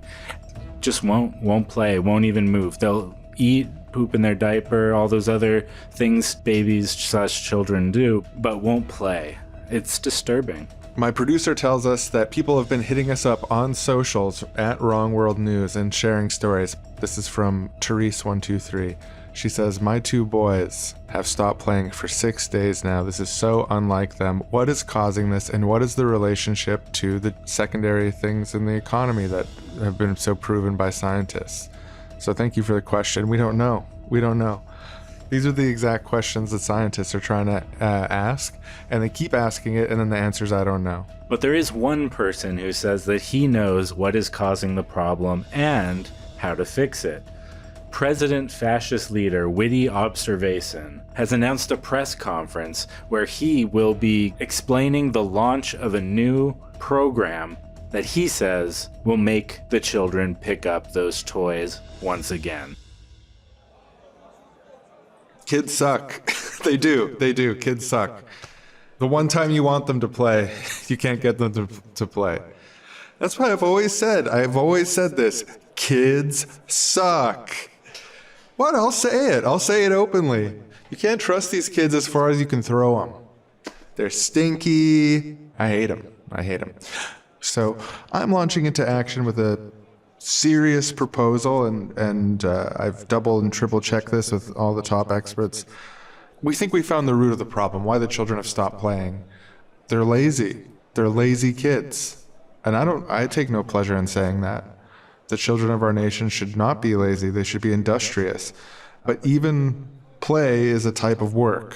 And kids these days, they're vegging out. At best, you can get them to lie around all day, stuffing their face full of crumbs, full of peanut butter, getting sticky fingers on the iPad. Parents know what I'm talking about. Stinking up the place. You're lucky if you can get them to play for a minute and a half. And so what we've found, and what I believe, is that too much sleep is causing them to degenerate. Now, what's lazier than sleep? You know, when I was coming up in the comedy clubs, I wasn't always president for life. I put in my time, I'll say that. Sleeping on couches, I was working odd jobs to make ends meet. It wasn't handed to me. And one of the things that I did is I cut down my sleep to 4 hours a night. That gave me more time to prepare my comedic material about service staff failures. But it also gave me time to pick up odd jobs, hit more open mics, and really focus on my craft. So I want to see the same thing from our children to cut down their sleep. So we're going to be stopping nap time for all children going forward, and we're also going to be enforcing a shorter sleep schedule for everyone and enforce sleep deprivation. First, cutting their sleep down to 6 hours and then eventually down to 4. It'll be mandatory to check your phone with full blue light right before you go to bed. And we think that all these factors working together is going to kickstart the kids out of laziness, get them playing again, getting them engaged in the hard work of play that makes our society work in some sort of not fully understood but directly causal way. And if that measure doesn't work, of course, then we'll have to find other ways to punish everyone in a way that helps reconnect children with their love of play so the trains run on time again, clocks tick forward in ways that are predictable, and remedies to all of the various problems we've been facing recently. He said it. he's not afraid to tell it like it is. As a newscaster, I just have to say that was so right on the money, and so funny too. It's funny because it's true, and I feel like comedians get closer to the truth with what they do than a lot of those so-called academics and whatnot. And I believe that President Observation is a modern-day philosopher, and I, for one, am fully on board with his plan. I think it's going to work. It got him where he is, so why wouldn't it work on everybody else? Color this reporter relieved on behalf of myself and all of the increasingly desperate people in our great nation.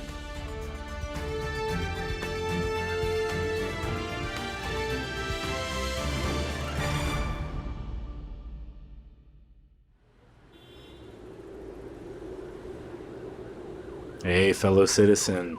It's a horrible, kind of foggy, dreary day out, isn't it?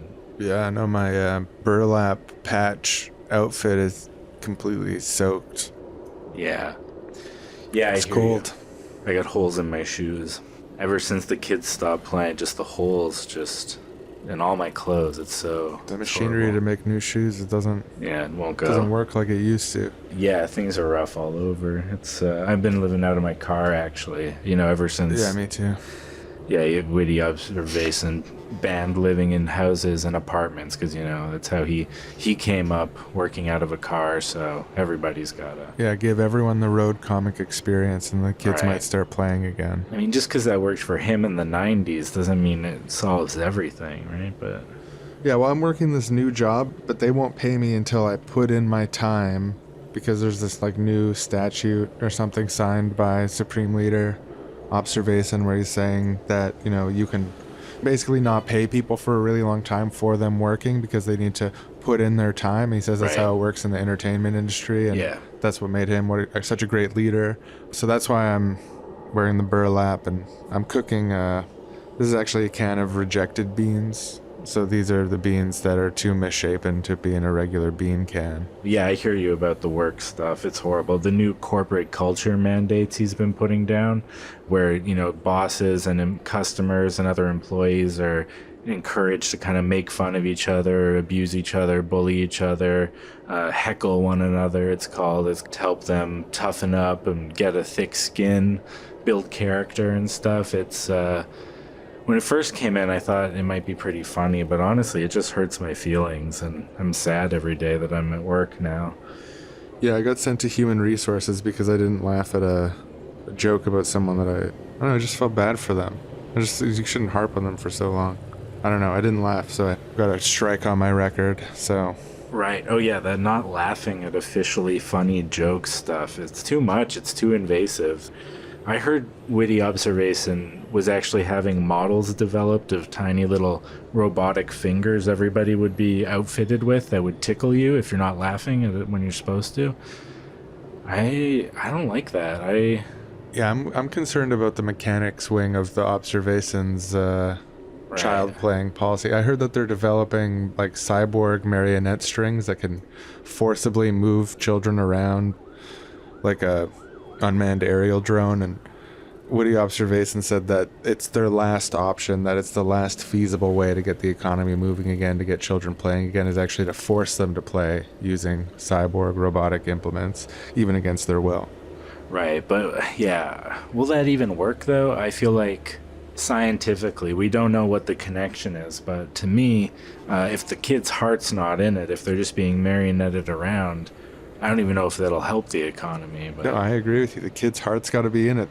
I mean, maybe this is just, proletarian folk knowledge that we all kind of agree on, but it's not proven. But yeah, I think the kid's heart's got to be in it. Yeah, it's clear to me anyway. There was a comedy show the other night. There was 5 comedians. They're making jokes about how the kid's heart has to be in it, how there's a big issue with this whole plan. So this was not an official comedy, underground, like an underground, yeah. The Killjoy comedy circuit. People were laughing. People were really, there was almost no applause all night because everyone was laughing too so hard. Yeah, to even clap. I know. No, they were arrested. They were all arrested for Killjoy, for being buzzkills, and they're officially charged with telling it like it isn't. Right, but we all know what that means. It's telling it like Witty Observation doesn't want you to. Yeah, I think they were telling it like it is, in my opinion. Yeah, I think in a world like ours, Killjoys are the closest to the truth, not the official comedians. No, they're modern day philosophers. Yeah, exactly. I don't know. It's just this doesn't feel like the free-spirited 90s to me. No. I don't remember the 90s being like this at all. And I'm too young to remember the 90s, but my idea of the 90s is everyone laughing, having fun. Look, I was a kid in the 90s, and I was playing in the 90s, so that's just such a big difference. Yeah, between when you the see 90s those and now. Glass-eyed children not moving, not playing. Oh, it's creepy. Their heart's just not in it, even when you hand them toys. Yeah, even if you force them to bounce the ball, it's kind of just like robotic, and they're staring straight ahead and not, That's what the 90s was like. What, the opposite of that, sorry. Yeah, no, like fun bouncing balls, like laughing and, genuine laughing, not just like a physical reaction to being tickled by a robot finger. Yeah.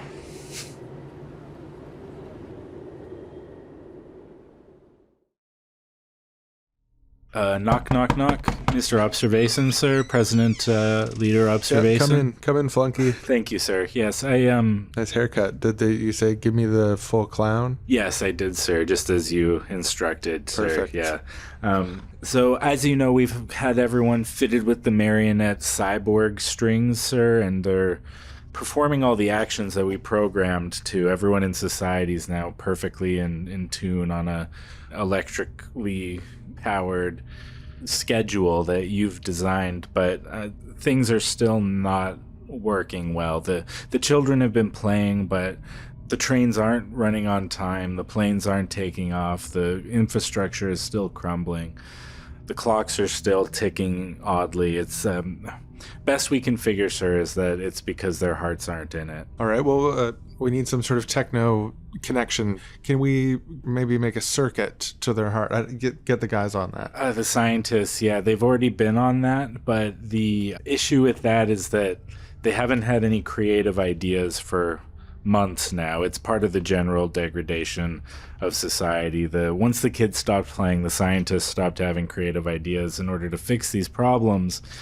And the marionette machines, it's working, but it's starting to overload. They say that it's overheating and it could break down at any minute, at which point people would be free to do anything they wanted.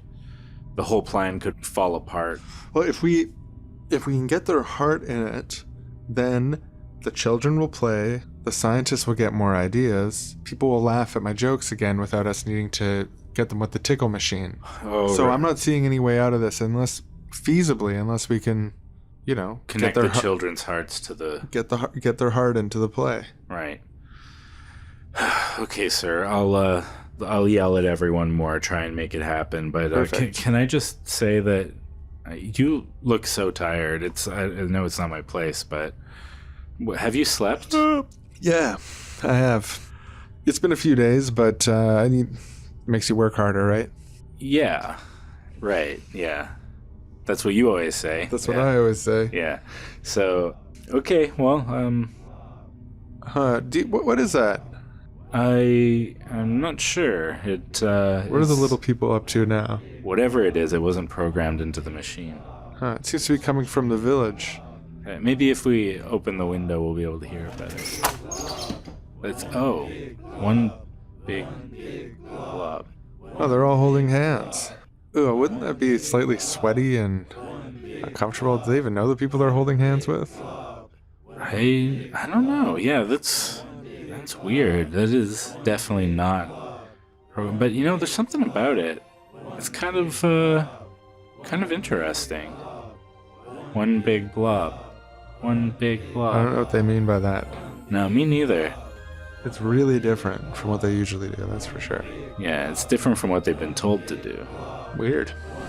Guess it's just one of those things.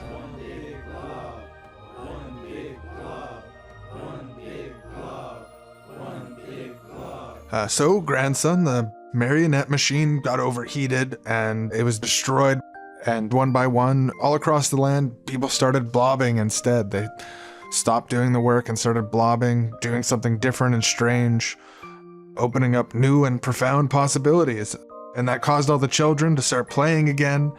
Even Woody himself opened up a bit and allowed himself to play again for the first time in a long time.